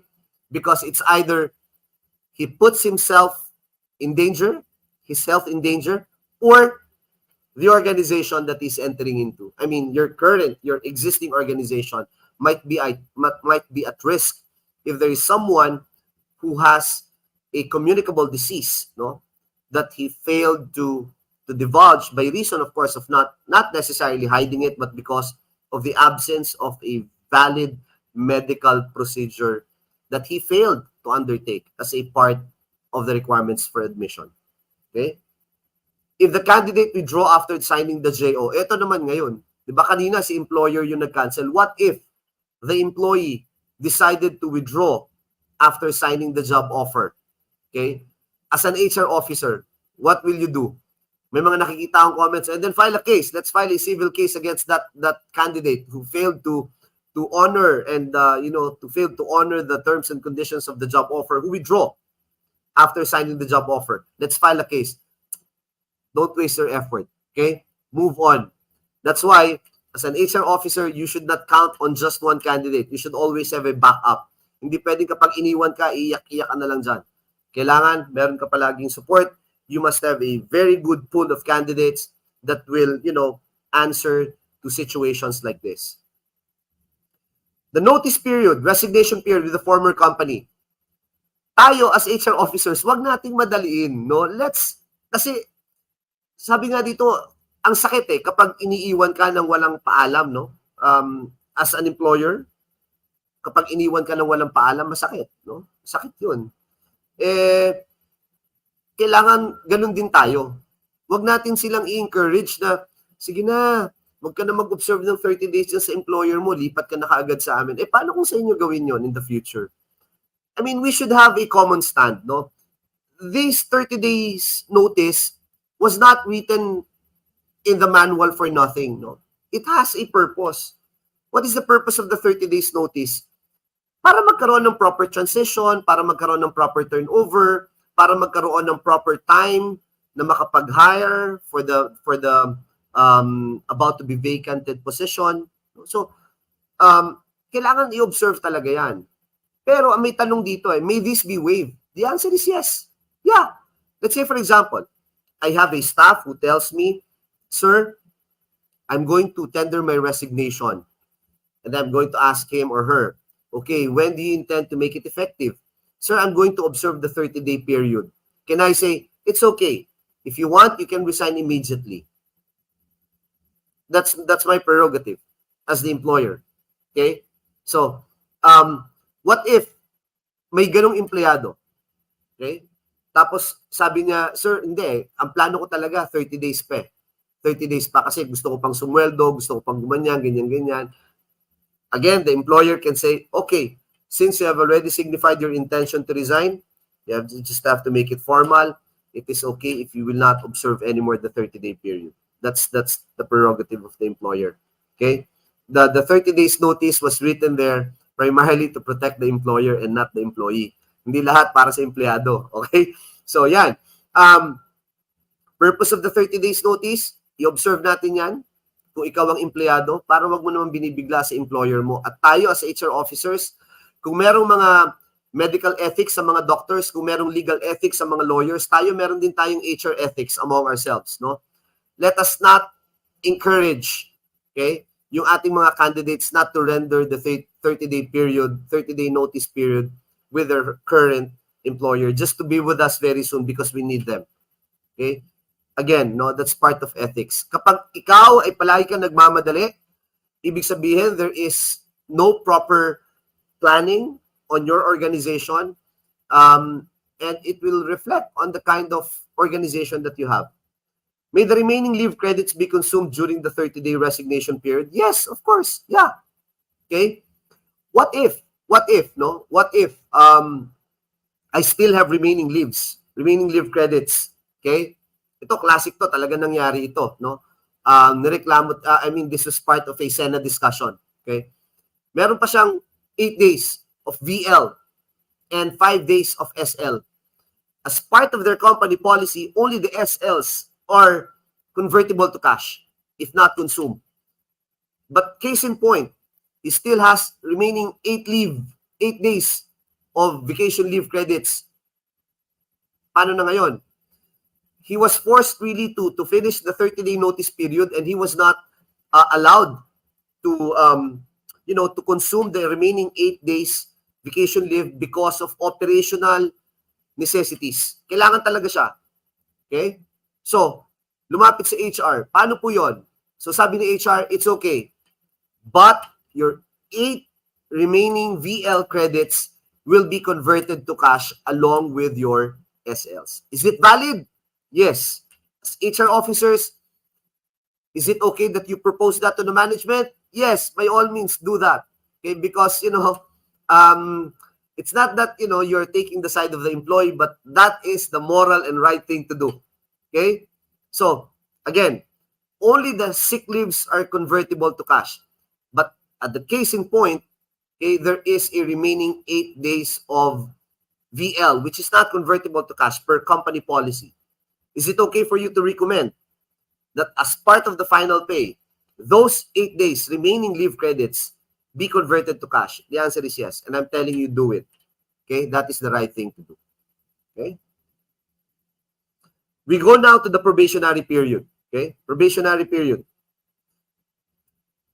Per the labor code, it's 6 months. Okay? Remember, HR officers, during the probationary period, please do not forget. Please do not forget. I always emphasize this. At the beginning of the employment, be able to explain to the new employee, okay, when will the performance evaluation be conducted? The manner by which the performance evaluation will be conducted. The grading system. What are the different points or areas that the performance of the employee will be measured? Okay? Kailangan klaro yan. Kailangan klaro yan. Let's not miss this out, no? Alam nyo, I would suggest that as an HR officer, dapat meron tayong Gantt chart. I always tell this, Gantt chart. Do that. Gantt chart, no? Pag may pumapasok ng ganitong buwan, ilista nyo kaagad kailan siya magti 3 months, kailan siya magti 4 months. Make a Gantt chart of your employees so that you will not lose track of them. Okay? Let us not rely on our memories. Marami tayong nakakalimutan. Okay? Marami tayong mga nami-miss out because we failed to write. The most important thing that you should always remember is when to conduct the performance evaluation, kailan siya mag-5th month, kailan magtatapos yung probationary employment niya. Because before you know it, wala ka nagawa, eto na ngayon. Okay? Hindi mo rin na-remind si manager, yung department manager kung saan naka-assign yung bagong empleyado. Natapos yung 6 months na wala kayong performance evaluation na nagawa. So what will be your basis for regularizing the employee if you don't have any performance evaluation in the first place? So, make a Gantt chart. Kung yung mga piloto nga, meron silang checklist eh. Yung mga seasoned pilots nga who have been flying for 30, 20 years, they still have a checklist of what are the things that they should do whenever they take off, whenever they land. So, as an HR officer, then, what's stopping you from having that checklist also? I always have that checklist, okay, in my desktop. Every morning, just like, whenever you ride a car, you look at the different things in the dashboard. You see if you have plenty of gasoline that will still take you to your destination. You see if there are something wrong, if there is something wrong with your engine. It's like a dashboard. So as an HR officer, first thing that you should do whenever you start your work in the morning is look at your dashboard. Okay? What are the things that you should do right now? Who are these people who should be evaluated? Kailan matatapos yung and so and so forth. So, checklist, Gantt chart is very helpful. It will help us to be more efficient in the way we do things as HR officers. I suggest, no? Of course, you can have your own policy about this, but I suggest It's quite tedious, okay? Many of my former colleagues know that, I'm very strict when it comes to performance evaluation. They should be evaluated on the first month, second month, and on the fifth month. I call this, the first month evaluation is the formative evaluation. Meaning to say that after the first month, okay, I will see if the person or if the employee can cope with the task or with the responsibilities that were given to him at the start of the employment. Okay? It's formative. Meaning to say, if there is something that, he cannot cope up with, if there are part of the job description which is very hard for him to perform, then, of course, meron pa tayong magagawa. Corrective measures can still be undertaken. That's why it's called formative. Okay? It's more of a test evaluation and see how the employee will be able to adjust and also how the employer will be able to adjust. Hindi naman pwedeng isa lang ang nag-a-adjust. Dapat palaging, it's, yung pag-a-adjust, kailangan yan eh. Hindi pwedeng isa lang yung palaging nag-a-adjust. Kailangan the employer and likewise the employee, kailangan matuto silang mag-adjust sa isa't isa. So, that's the formative evaluation. And then the second evaluation, that's the second formative. Let's see if there is an improvement. And on the fifth month, the third, I call that the summative evaluation. The summative evaluation will now determine whether, okay, it says here fifth month, but technically that's on the end of the fourth month. Okay, so because on the fifth month, you should be able to decide already whether to regularize or not. Okay, many are saying that the decision to regularize or not can be done on the sixth month. No, I mean, why? If you can do it on an earlier date, then go ahead, diba? Kasi you have this much room already to determine whether the person is suitable for the job or not, or for the position. Okay, so 2 formative evaluations and 1 summative evaluation. The summative evaluation is the decision maker. Okay, that is when you decide whether you will regularize or not. So, common concerns. May the probationary period be extended? Ayan, matinding topic to. Maraming debate dito.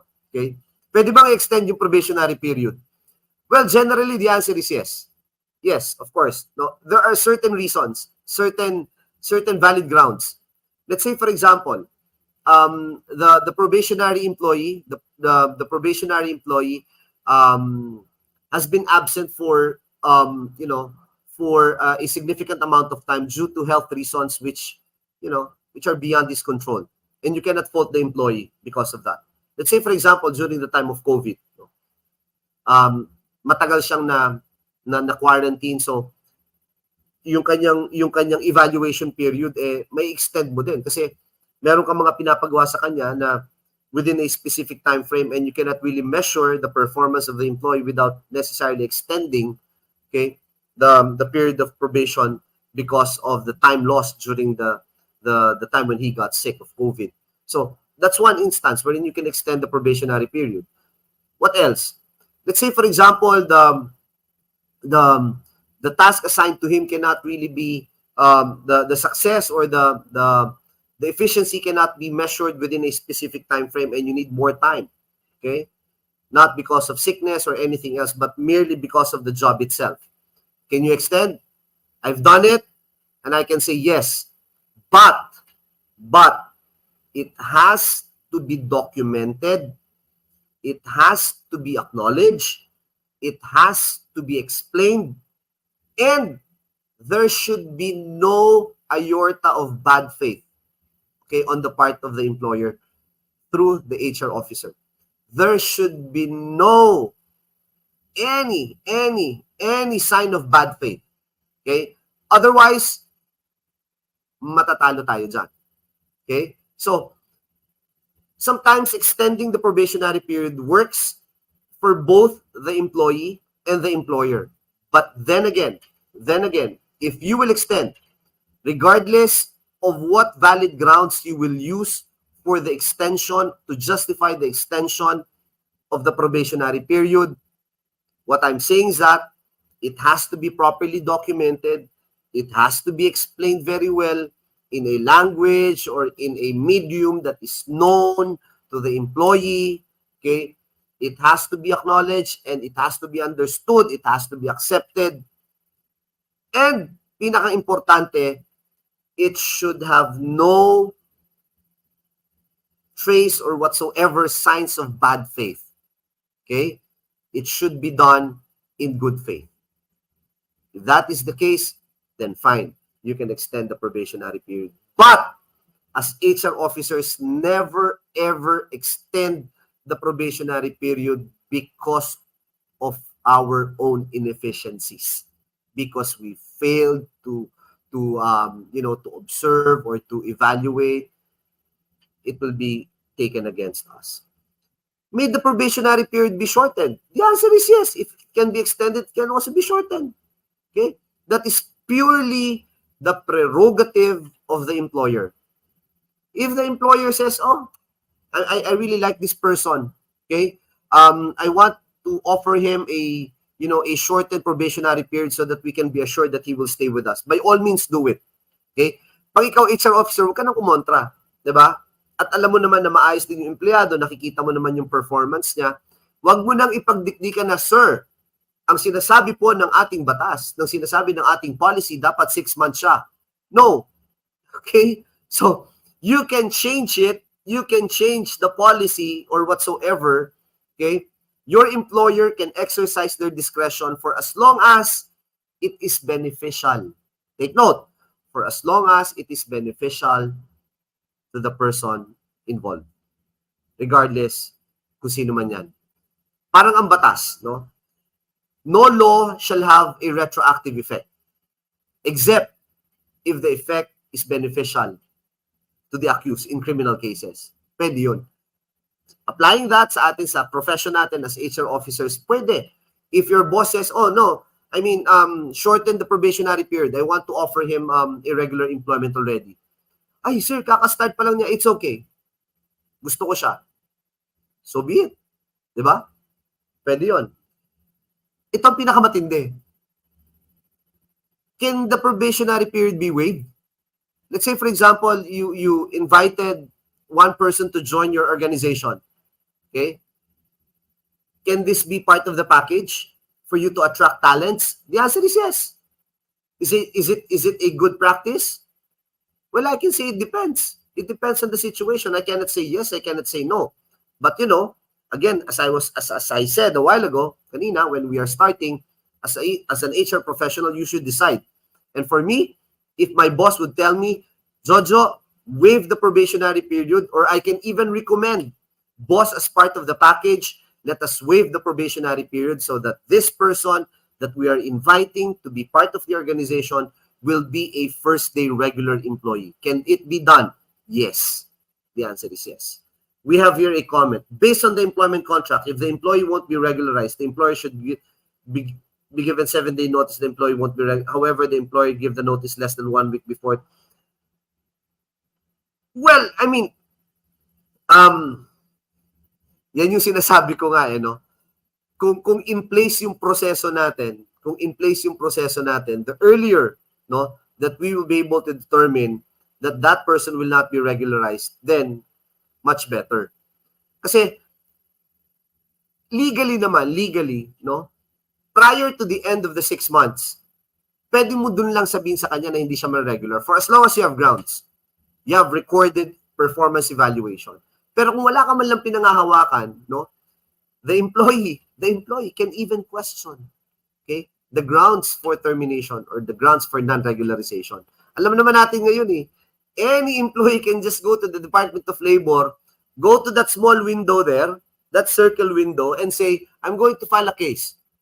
And that person behind will say, oh, what happened? At tinanggal po ako sa trabaho. So, sige, ito yung form, checkan mo dyan, illegal dismissal, blah, blah, blah. Reality, right? That's the reality. So, as an HR officer, for us to absorb, to be able to mitigate the effects sa atin, gawin natin yung tamang documentation at lahat ng proseso, let us observe to the letter. We go now to this topic, project-based employment. Okay? Pag may mga questions kayo, you can chat it or you can later on in the question and answer portion. Project-based employment. Ito yung pinakang importante, no? Take time to review your project-based employment contract. Take time to review. Okay? There must be an actual project. Okay?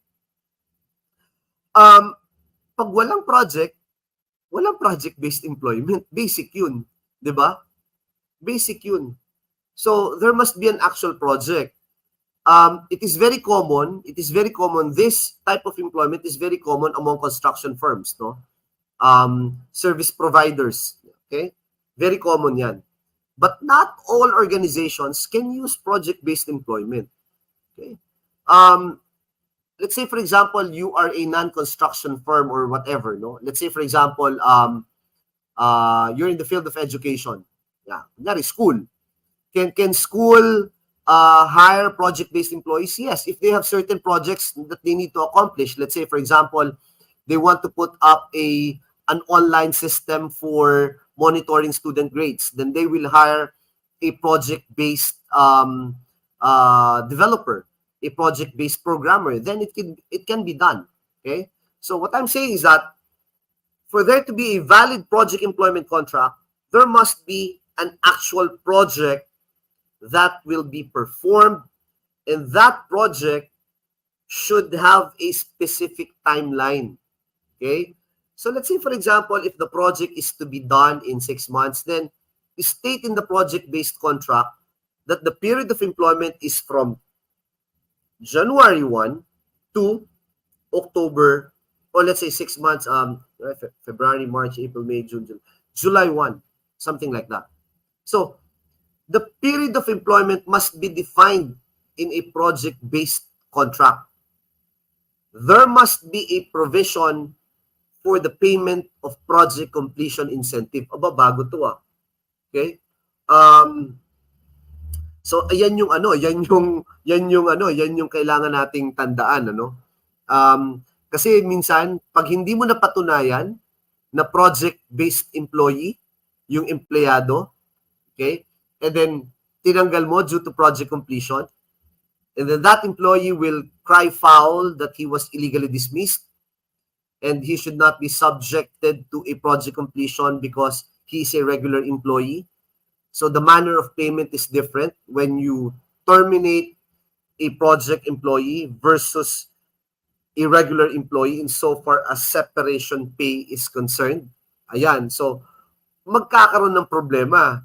So para ma-establish mo talaga that a particular employee is a project-based employee or a regular employee, dapat klaro sa iyo to. Dapat klaro yung kontrata na pinirmahan ni employee. Again, there must be an actual project. In the project employment contract, the name of the project should be stated there. The period within which the project is completed or must be completed must also be indicated in the project employment contract. At ang pinakang mahalaga, and again, I'm saying this, no? Papakita ko sa inyo mamaya yung legal, justification for this.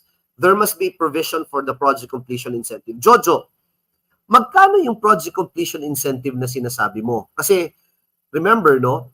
Ano ba yung mga, let's deviate a little first, no?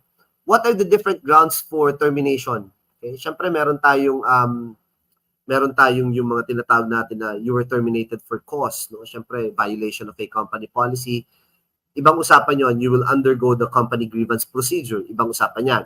Pero meron tayong mga tinatanggal because of the installation of labor saving devices such as redundancy or retrenchment, no? What is the difference between redundancy and retrenchment? When you remove by reason of redundancy, you pay how much? You pay 1 month. Okay? 1 month salary for every year of service. Redundancy. Ano kailangan mo lang i-prove? That the position is redundant. If you want to remove a person by way of retrenchment, then of course the company will pay half month. It's a lot smaller. But the company has to prove that the company has incurred severe financial losses. So, you have to present your financial statements and everything, that your books will be subjected to scrutiny. I'm sure you don't want to go through that.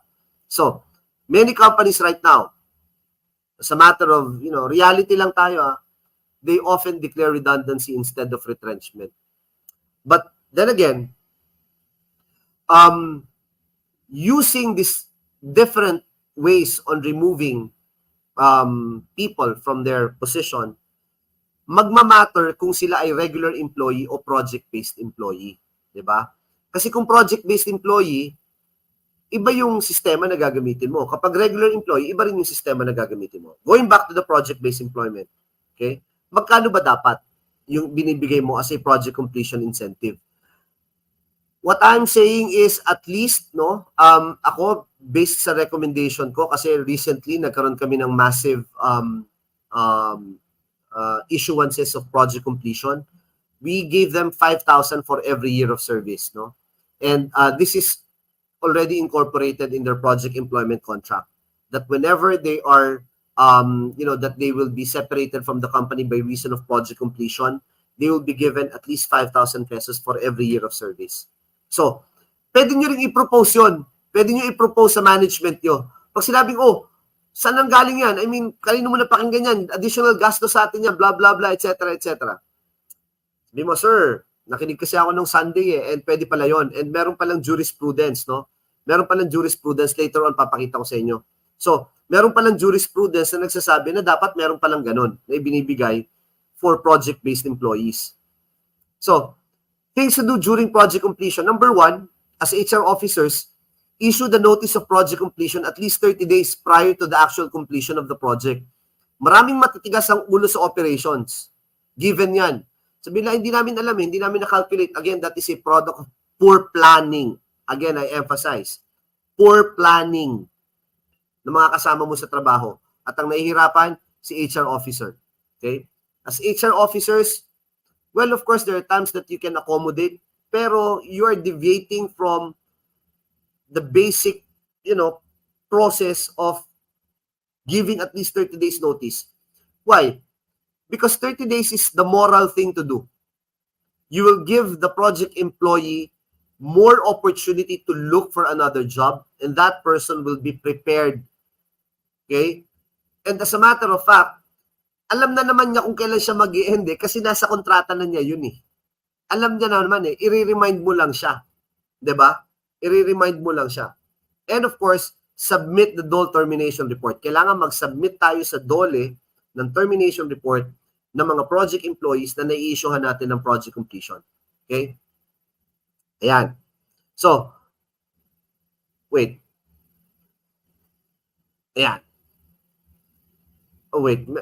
Let me go through this first. No? Ito yung sinasabi ko kanina. No? In the case of Carpio versus Modern Manila Company Limited, the respondent, ayan, no, sabi dito, for there to be a valid project employment, look at the last item, an undertaking in the employment contract by the employer to pay completion bonus to the project employee as practiced by most construction companies. Jojo, hindi kami construction company. Can we do this? Yes. Okay? That will fortify your project employment contract.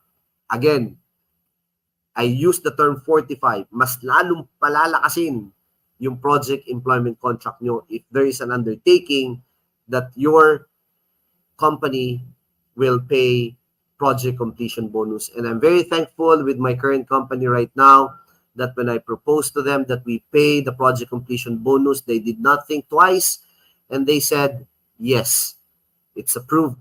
So I'm very thankful to my bosses na pumapayag sila dito. Okay? So I shout out muna sa boss ko na until now is still watching, I think. So these are the indicators of a project employment. Okay? Either one or more of the following circumstances among others may be considered as indicators.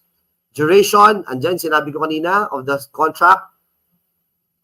What if, no? Let's go back to the issues.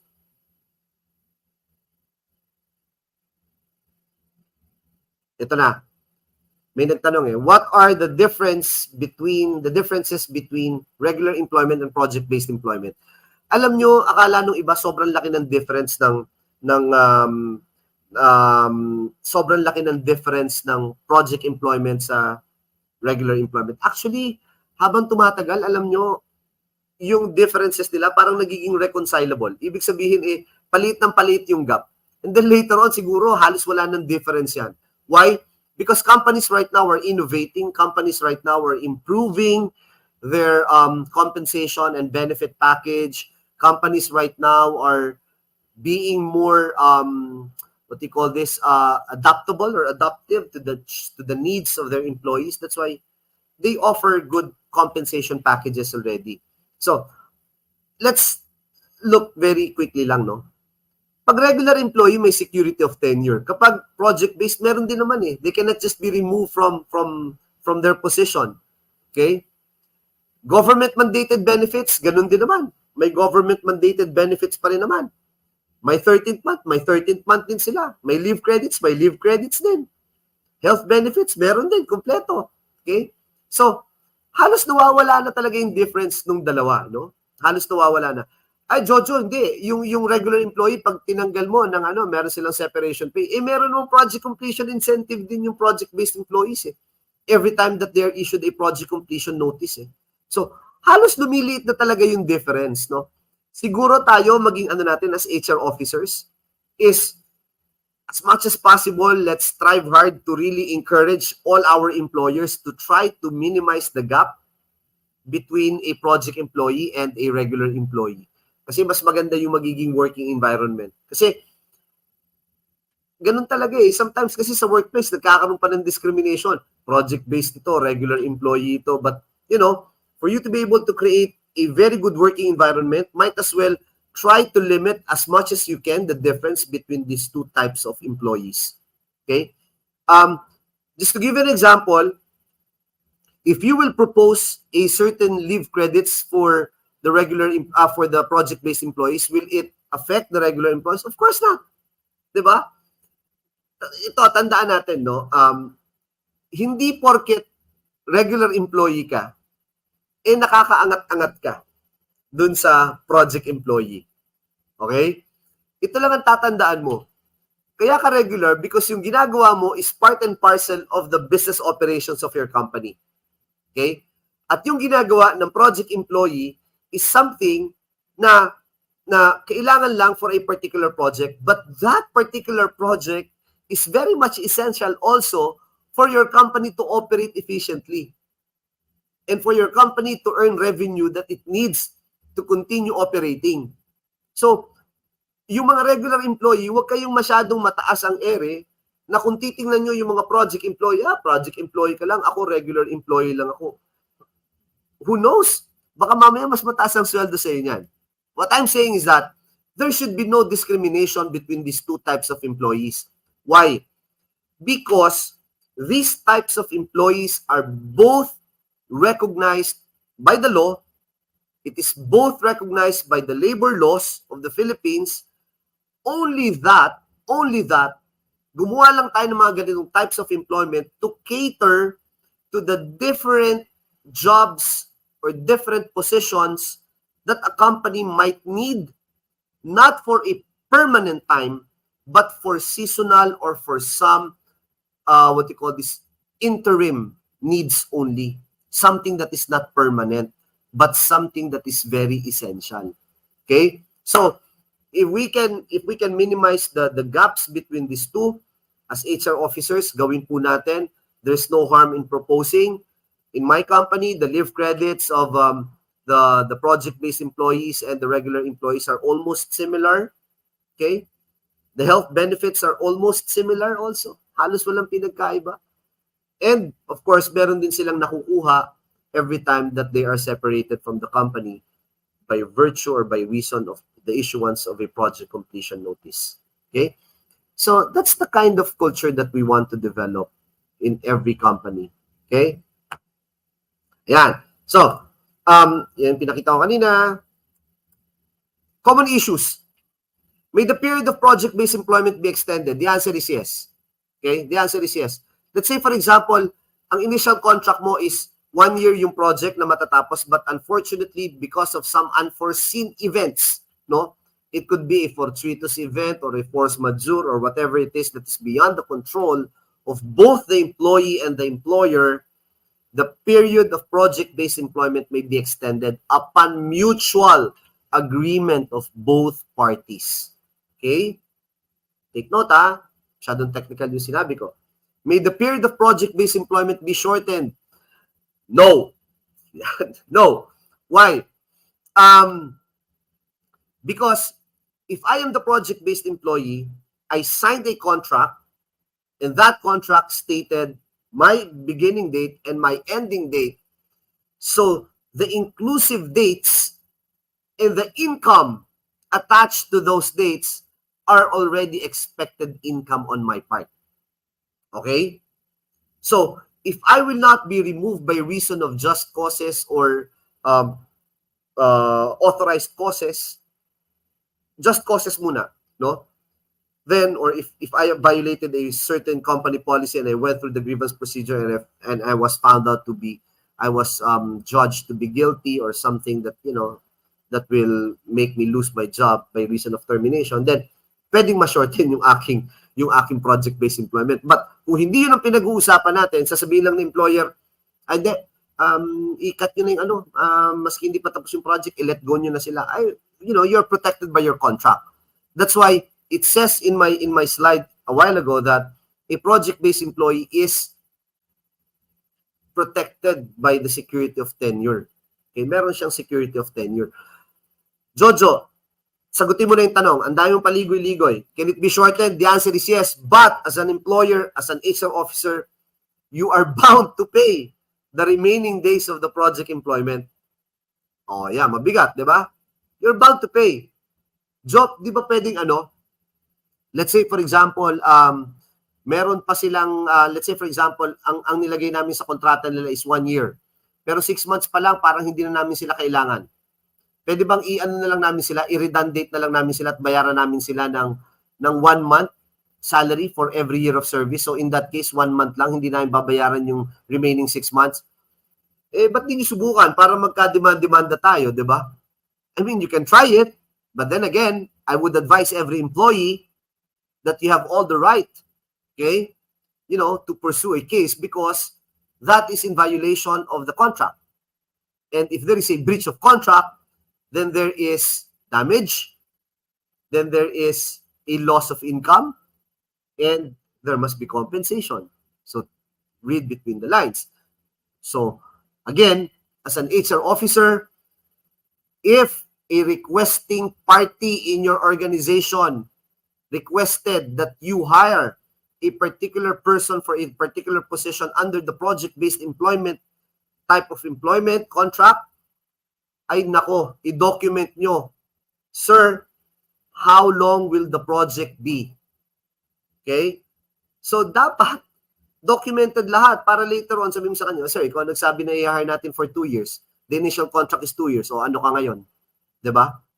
So, ano gagawin natin dyan? So, sir, ikaw magpaliwanag sa mga boss natin. Ikaw nagsabi na 2 years eh. So, to be safe, ano dapat ang gawin mo? Joe, para safe siguro, gawin na lang natin muna 6 months, no? Pwede naman. It can even be 2 months or 3 months. But the question is, will you be able to hire somebody who will accept that kind of work setup? It will be hard. Hey, Joe, what if 6 months? Yes. But then again, I go back to the question. Will you be able to hire a qualified candidate for that position? Or will it not be too tedious for you to, So, I mean, exercise discretion, study very well the project, and really interview the requesting party in your organization, okay? Kung ano talaga yung expectations, and they should give their intelligent decision as to how long the project contract will be. Are project-based employees entitled to leave credits? Well, technically, if you do not have any policy on leave credits pertaining to project-based employees, then the laws of the Philippines will govern, particularly that which refers to the service incentive leaves. Are project-based employees assured of security of tenure? Yes. For the duration of the project employment contract, yes. Termination. Eto na. No? Medyo overtime na ako. May an employee resign prior to the effectivity of the termination? The answer is yes. Okay? Let's say, for example, an employee is terminated for cause Can the employee resign before the issuance of the notice of termination? Yes, resignation is a matter of right. But then again, the company also has the right to pursue the case against you. Your resignation will not cause the company to terminate also the proceedings against you. The company may proceed notwithstanding your resignation. May a terminated employee be rehired? Well, go back to your policy. What's your culture? Does your company allow rehiring of terminated employees? If the answer is yes, then you can do it. But as an HR officer, is it okay that you propose to your company that you rehire terminated employees? Termination can take many forms. If they are terminated by reason of the installation of labor-saving devices like redundancy and retrenchment, rehiring them, I don't see any problem.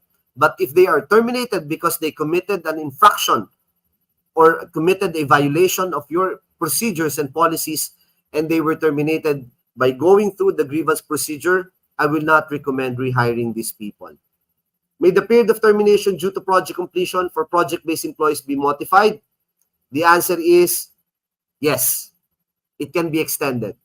Okay? Is a terminated employee entitled to final pay? The answer is yes. Everyone is entitled to final pay. Remember, final pay is not separation pay. Separation pay is part of the final pay. Okay? So maraming nalilito dyan. Akala nila, final pay, this is the sum of all pays that the company owes you. Okay? After your separation from the company. That's why it's called final. Okay? May a COE be issued to a terminated employee? Ang daming questions sa Philippines HR Group about COE. Yes, COEs may be issued to terminated employees. The answer is yes. It is a matter of right of every employee to secure the issuance of the certificate of employment in his favor. Ayun, tapos na pala. No? So, I guess those are the many practical tips, no, that I have for you this afternoon with regard to many of these topics. But of course, there are trainings being done. There are several learning sessions being done by many of our partners, especially here in the Philippines HR Group we're in. All of these things can be learned with more in-depth discussion and mas marami pang mga insights, no, na mabibigay ang ating mga mentors and all our seasoned HR practitioners here. So, but for now, since we are on a very limited time, I tried very hard to cover as many things as we can. And I hope that in one way or the other, I was able to give you very meaningful insights on the different things that you do as an HR officer. Remember that, you can always be a good HR officer by just doing your job with the heart. Always remember that. And as I've said, first things first, as an HR officer, you should make sure that you have all the policies in place. And if you don't have, strive hard to draft and make these policies approved by your top management so that you will have a guide in the way you do things. And so that whenever there are conflicts, whenever there are disputes, there is always something that you can always go back to, you can always refer to. And these are your policies in your company. That refers to the many processes, procedures that you have, and you use these policies as your guide in implementing the rules and regulations in your organization.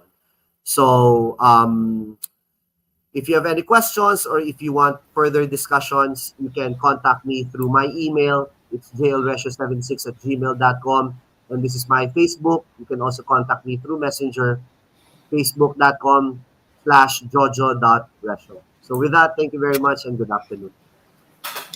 Hello, thank you very much, Joe, for a very extensive discussion about employment contracts and types of employment statuses and all of the issues that normal HR professionals are encountering with regards to dealing with their employees. Now let's go through the different questions that was posted. Merong particular question dito na we would like to look into. One of our Facebook users says that, what if dalawang company yung pag-aari ng isang owner?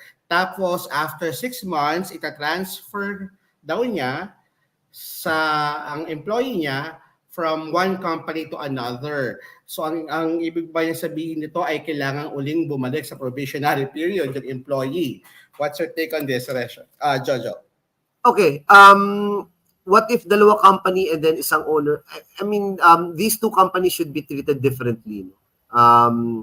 So, magkaiba yan, and then hindi natin, even if isa yung owner nila, if they are registered separately and under two distinct organizations, then yes. So, if you are terminated from one company and then you are rehired with another company, I guess, pwede naman nilang gawin yon. Kaya lang, again, no, technically the answer is yes, pero sometimes it creates parang a bad impression that they are doing this to circumvent the law, no, yung mga ganyan. Pero but then if the companies are kasi merong dalawang companies parehong business nature, no, may mga ganyan, no, na itong isa in charge sa mga ganitong projects, itong isa in charge sa mga ganitong private projects, isa government projects, but they are both construction firms.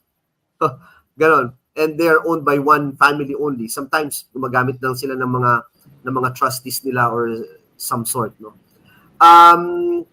Hindi sa akin hindi tama na ginagawa ng mga HR officers yung ganon. Na kumbaga parang they are making ways on how to circumvent the probationary law or whatsoever. But technically, yes, nangyayari. Ako, Jo, for me, if an employee will be transferred to another entity, two things. One is that kailangan i-absorb yung tenure ng employee mo from one company to another. For example, if magagaling kay company A, naka 6 months na siya at regular na siya, regular employee na siya. Pag inilipat mo siya kay company B, either bayaran mo yung separation pay niya at panibagong employment yung sa company B, or i-acknowledge si company B yung tenure and benefits and seniority of level and position nung isang employee. So meaning kung naka 6 months na siya, probationary na siya, regular employee na siya, ilipat siya kay company B, kailangan regular employee na din siya kay company B at yung tenure niya ay hindi dapat maapektuhan. Unless ibibigyan mo siya ng separation pay kasi gagawin mong authorized cost yung paglilipat. Actually, Coach Darwin, no, baka ang tanong niya kasi is what if these employees are project-based employees? Bibigyan ko lang sila ng very concrete example. Meron akong na-encounter na dalawang companies, parehong construction firm, isa lang ang may-ari. What the companies did was, na nag-absorb sila ng employees from the other company to another company. Nagkaroon sila ng portability clause. This is an agreement between these two companies na tuloy-tuloy yung tenure ng mga empleyado from one company to another. Kasi yung project employment, kapag yung sinasabi ko kanina na payment of project completion incentives, nag-a-accrue naman yan eh. Pwedeng hindi mo na bayaran kapag tina-transfer sila eh. Pwedeng ibayaran lang yan the moment that they are finally separated from the company. Kasi ang galaw kasi sa construction industry, no, masyadong mabilis eh. Minsan kailangan ka dito sa isang project na to and then you'll be transferred to another project. Talagang ang bilis ng movement. So, ang binibilang natin dyan is when was the first day that the employee was hired, no? Correct. So, if these two companies are owned by one family, madali lang. So, yung two companies can have an agreement na may portability clause doon sa kontrata ng mga tao na hindi na puputol. So, the moment that these people are finally separated, we go back to day one. And that will be the basis for the payment of the project completion incentive. I guess that's the win-win solution for this, and that's the most moral thing to do.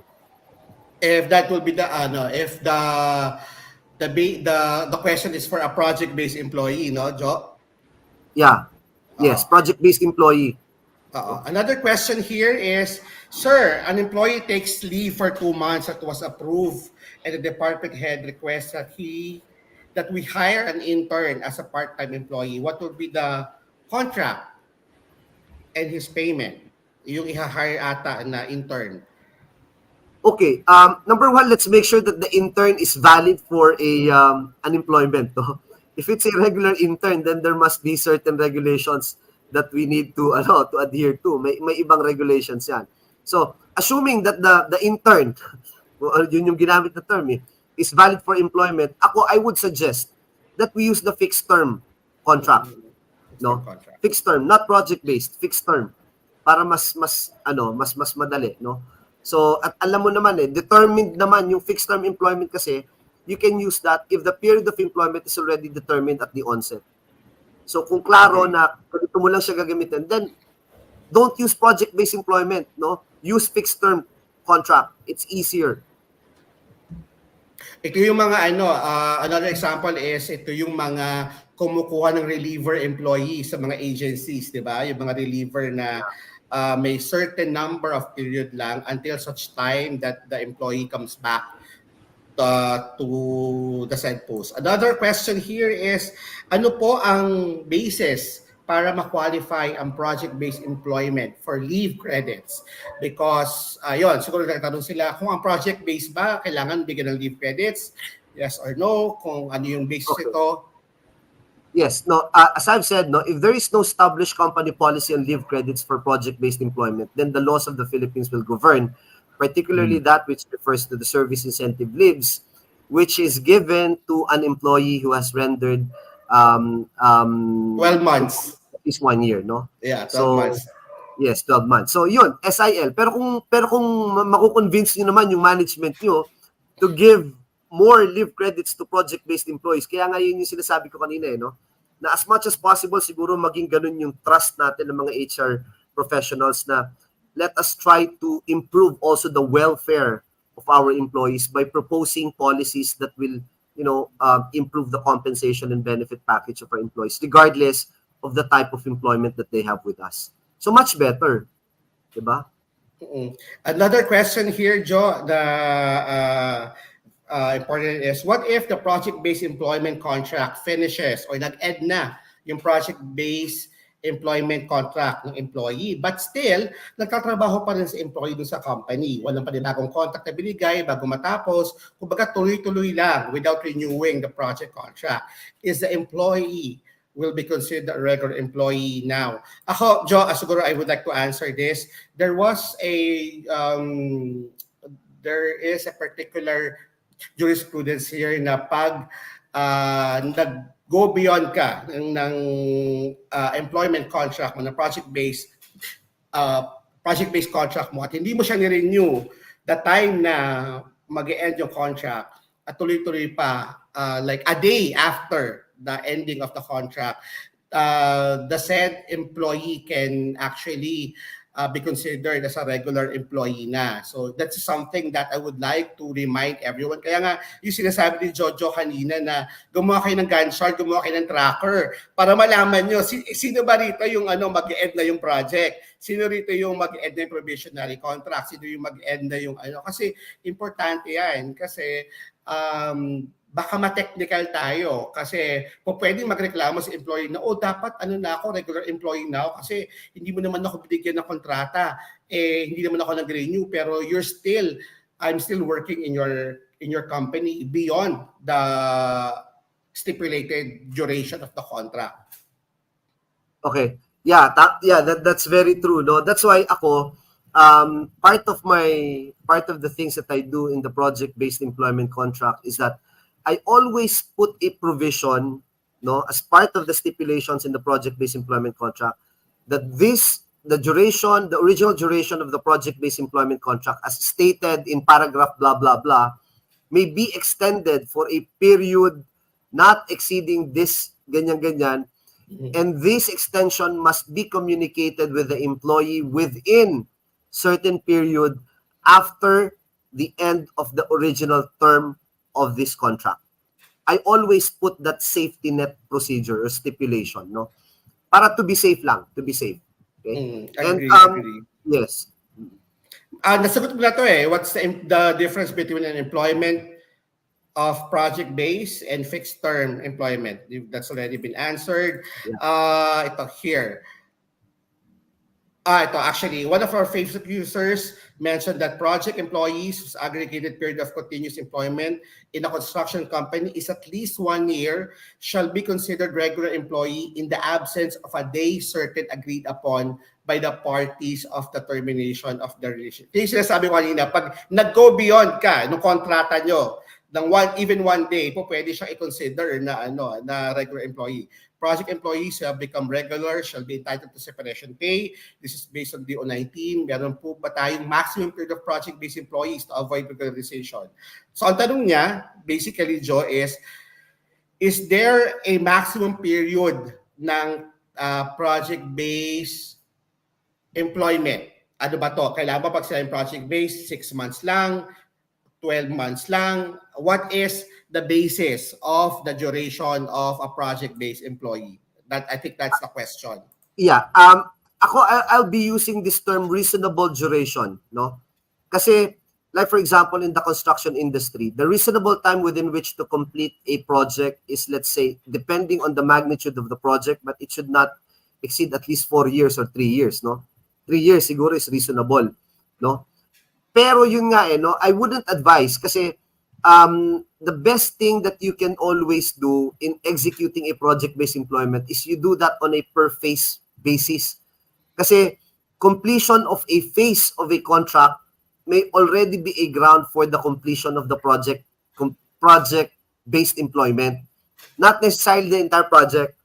So let's say for example, si Juan de la Cruz ay naka-assign dito sa concreting ng 3rd floor. Okay? So, pwedeng yun lang yung basis ng kanyang project-based employment. Pero kung si Juan de la Cruz ay naka-assign sa concreting ng entire floors, 64-story, na matatapos in 3 years' time or 4 years' time, so be it. No? Pero I would like to emphasize doon sa pinost natin kanina, no?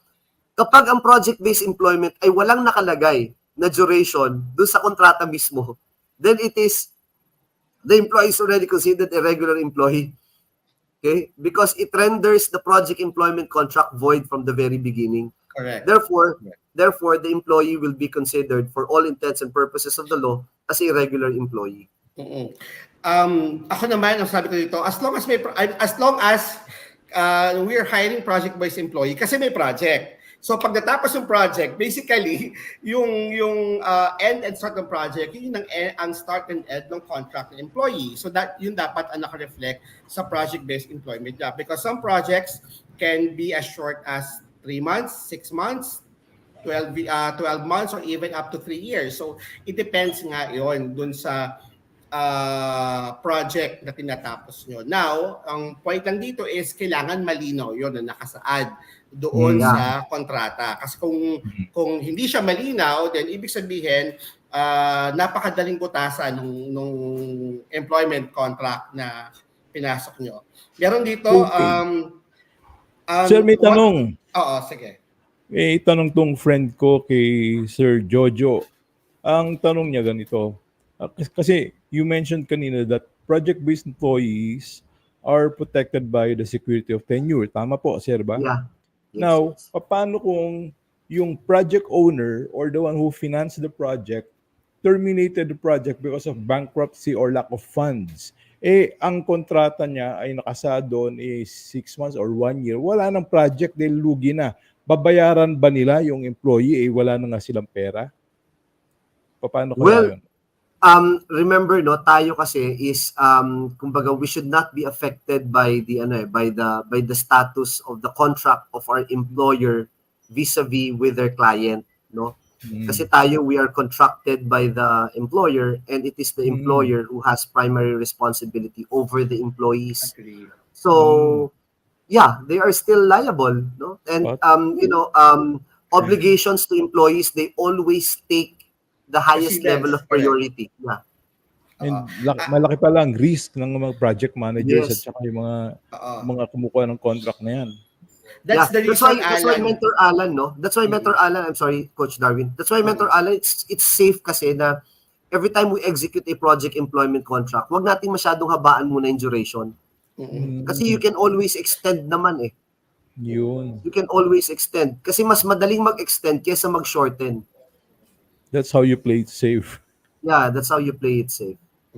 Saka Alan, one of the things that we normally what you call this, provide guidance sa mga contractors, sa mga employer is pag meron silang kontrata sa isang client nila, dapat part nung contract nila yung exit provision ng exit. Kaya yung provision ng exit. For example, the client decided that, ihinto na natin itong project na to kasi wala na kami pera, ganyan. Dapat meron provision yung contract ng dalawa na pag hininto ni client yung contract, meron siyang fine na babayaran. Kasi yung fine na yun, pambayad mo yun sa mga tao mo. Pambayad mo yun sa mga maapektuhan nung biglaang or a drop na pagtigil ng project para hindi ka rin magpaluwal.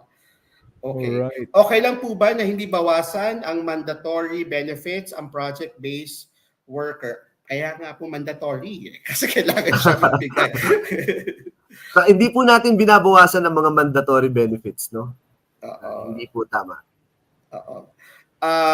Another question here, pwede po ba sa project-based employment ang nakalagay ay 6 months duration at nakalagay din po na hanggang matapos ang mismong project?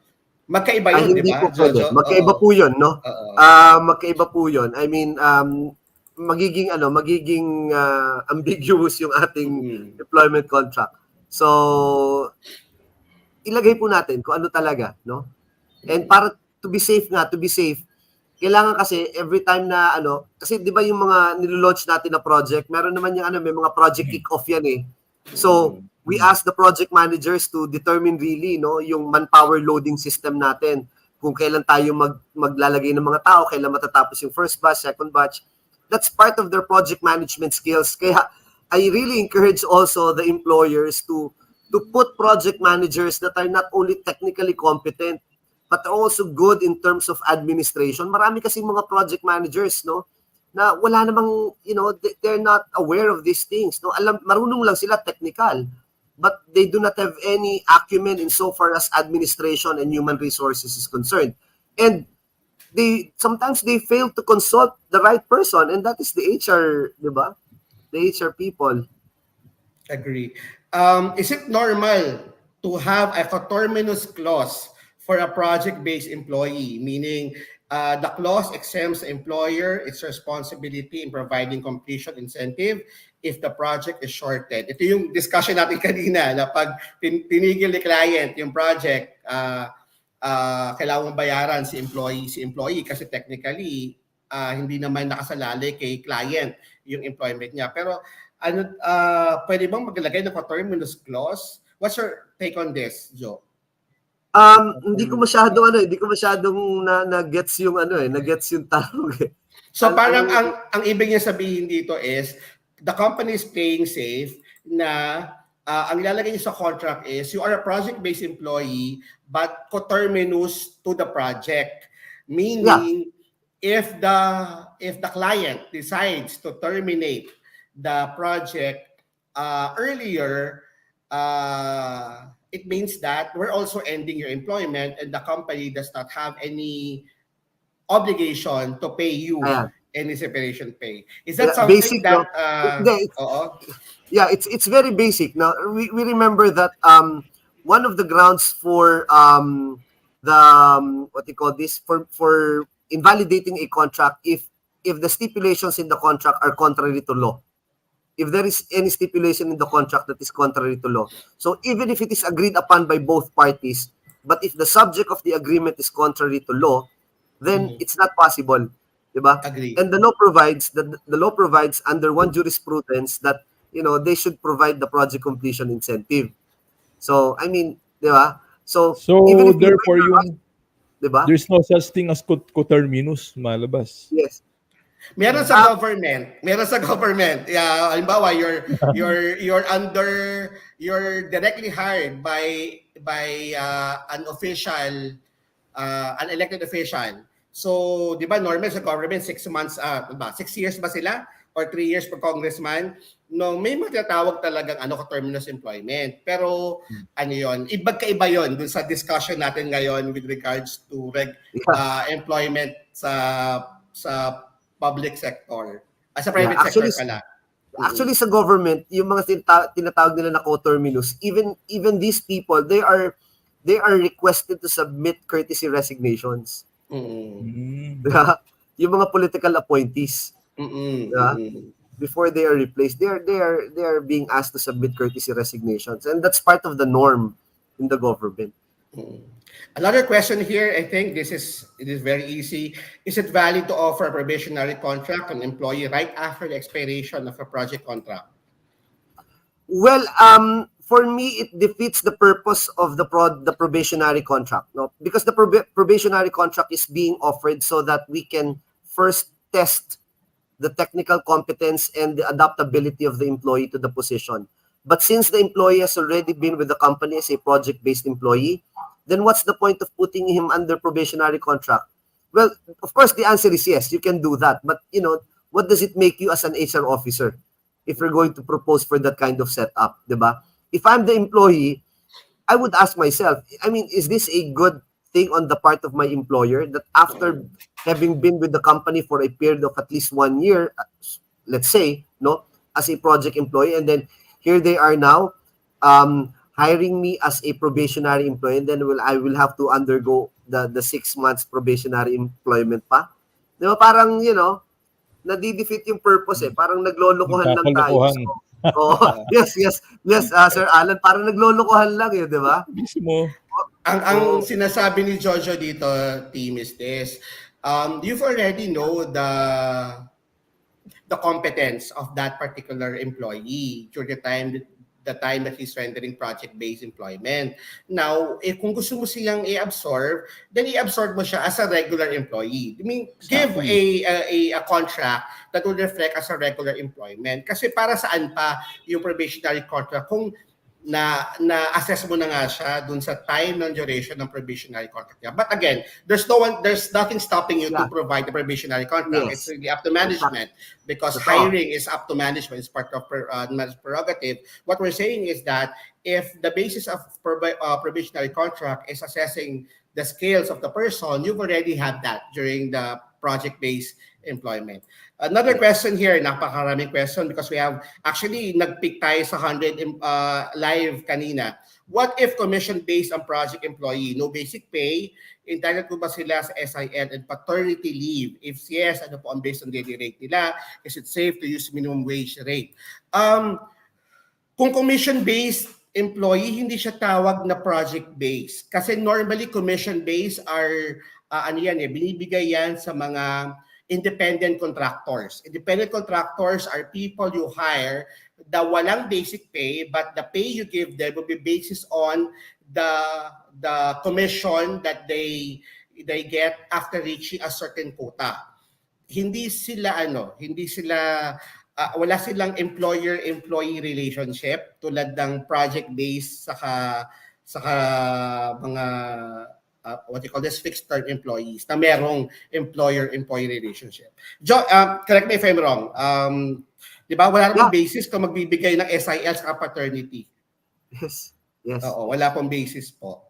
Now, what if the employee is the one who will terminate the project-based agreement through voluntary resignation?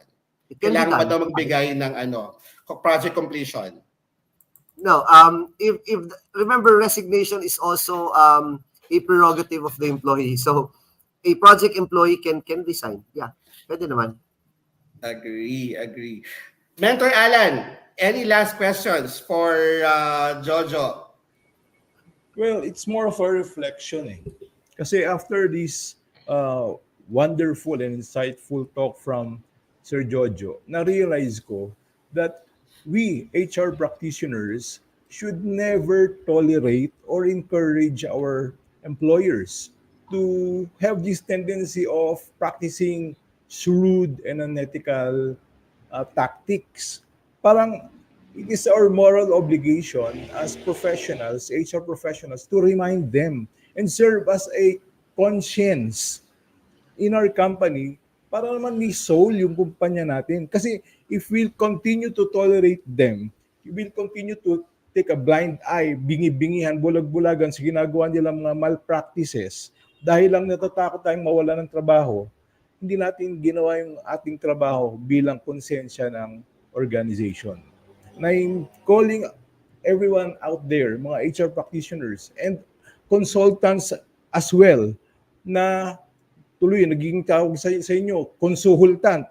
Kasi we should not tolerate these clients. And tayo naman, kung tayong employees, HR employees and professionals, let us remind them, sir, ma'am, immoral po yan. Yes, it's legal, pero immoral at unethical. Paano po yung ating reputation? Yun lang po, sir. I don't know if that's correct, but that's my opinion. I Okay, agree. thanks, Alan. Jojo, any final words? We've already reached our time. Any final words to the whole HR community? How can we be a better HR leader?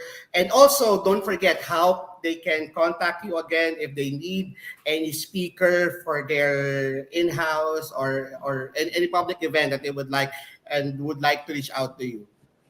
We'll give you Well, your time. first, thank you, Coach Darwin, for this very wonderful opportunity. And it's my pleasure to be with you and Mentor Alan.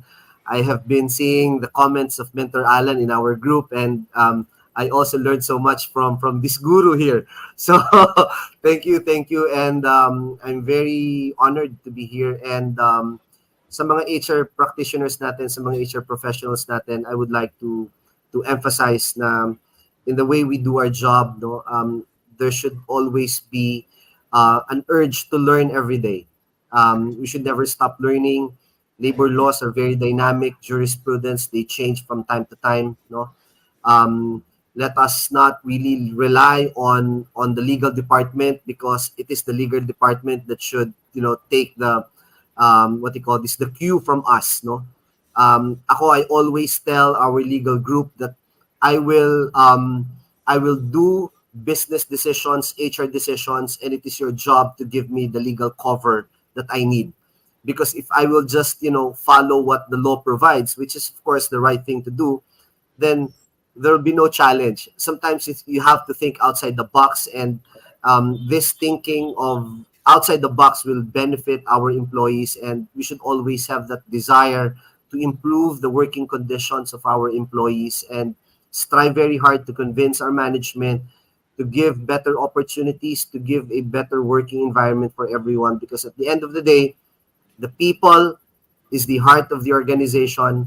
HR is the heart of the organization. It's our obligation to improve their well-being and to make them a better professional every day.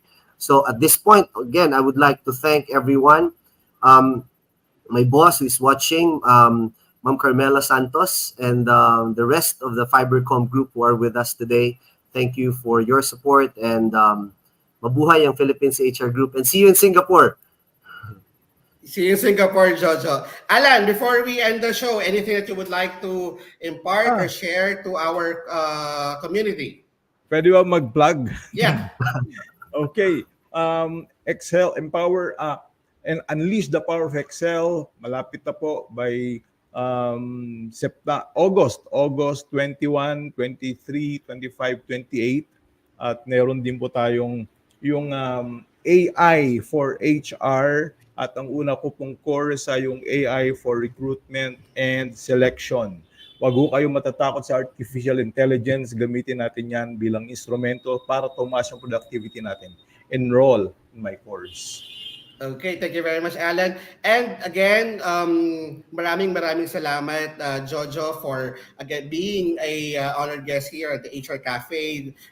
Never mo kung tinanggihan na mag-guest dito sa HR Cafe. And I will be seeing you in Singapore in a few weeks. So sa lahat po ng mga nanonood at ngayon, we actually have almost 100 people watching us live, both in the HR Cafe, FB page, Philippine HR Group, FB group page, and YouTube channel. Maraming salamat po sa patuloy niyong suporta, sa patuloy niyong pakikiisa sa aming mission to advance HR and also to promote HR in the Philippines. And we will see you again for next week for another episode of the HR Cafe, Usapang Trabaho, Buhay at Iba pa. Maraming salamat po. Happy Sunday, everyone. God bless you. Bye. Bye.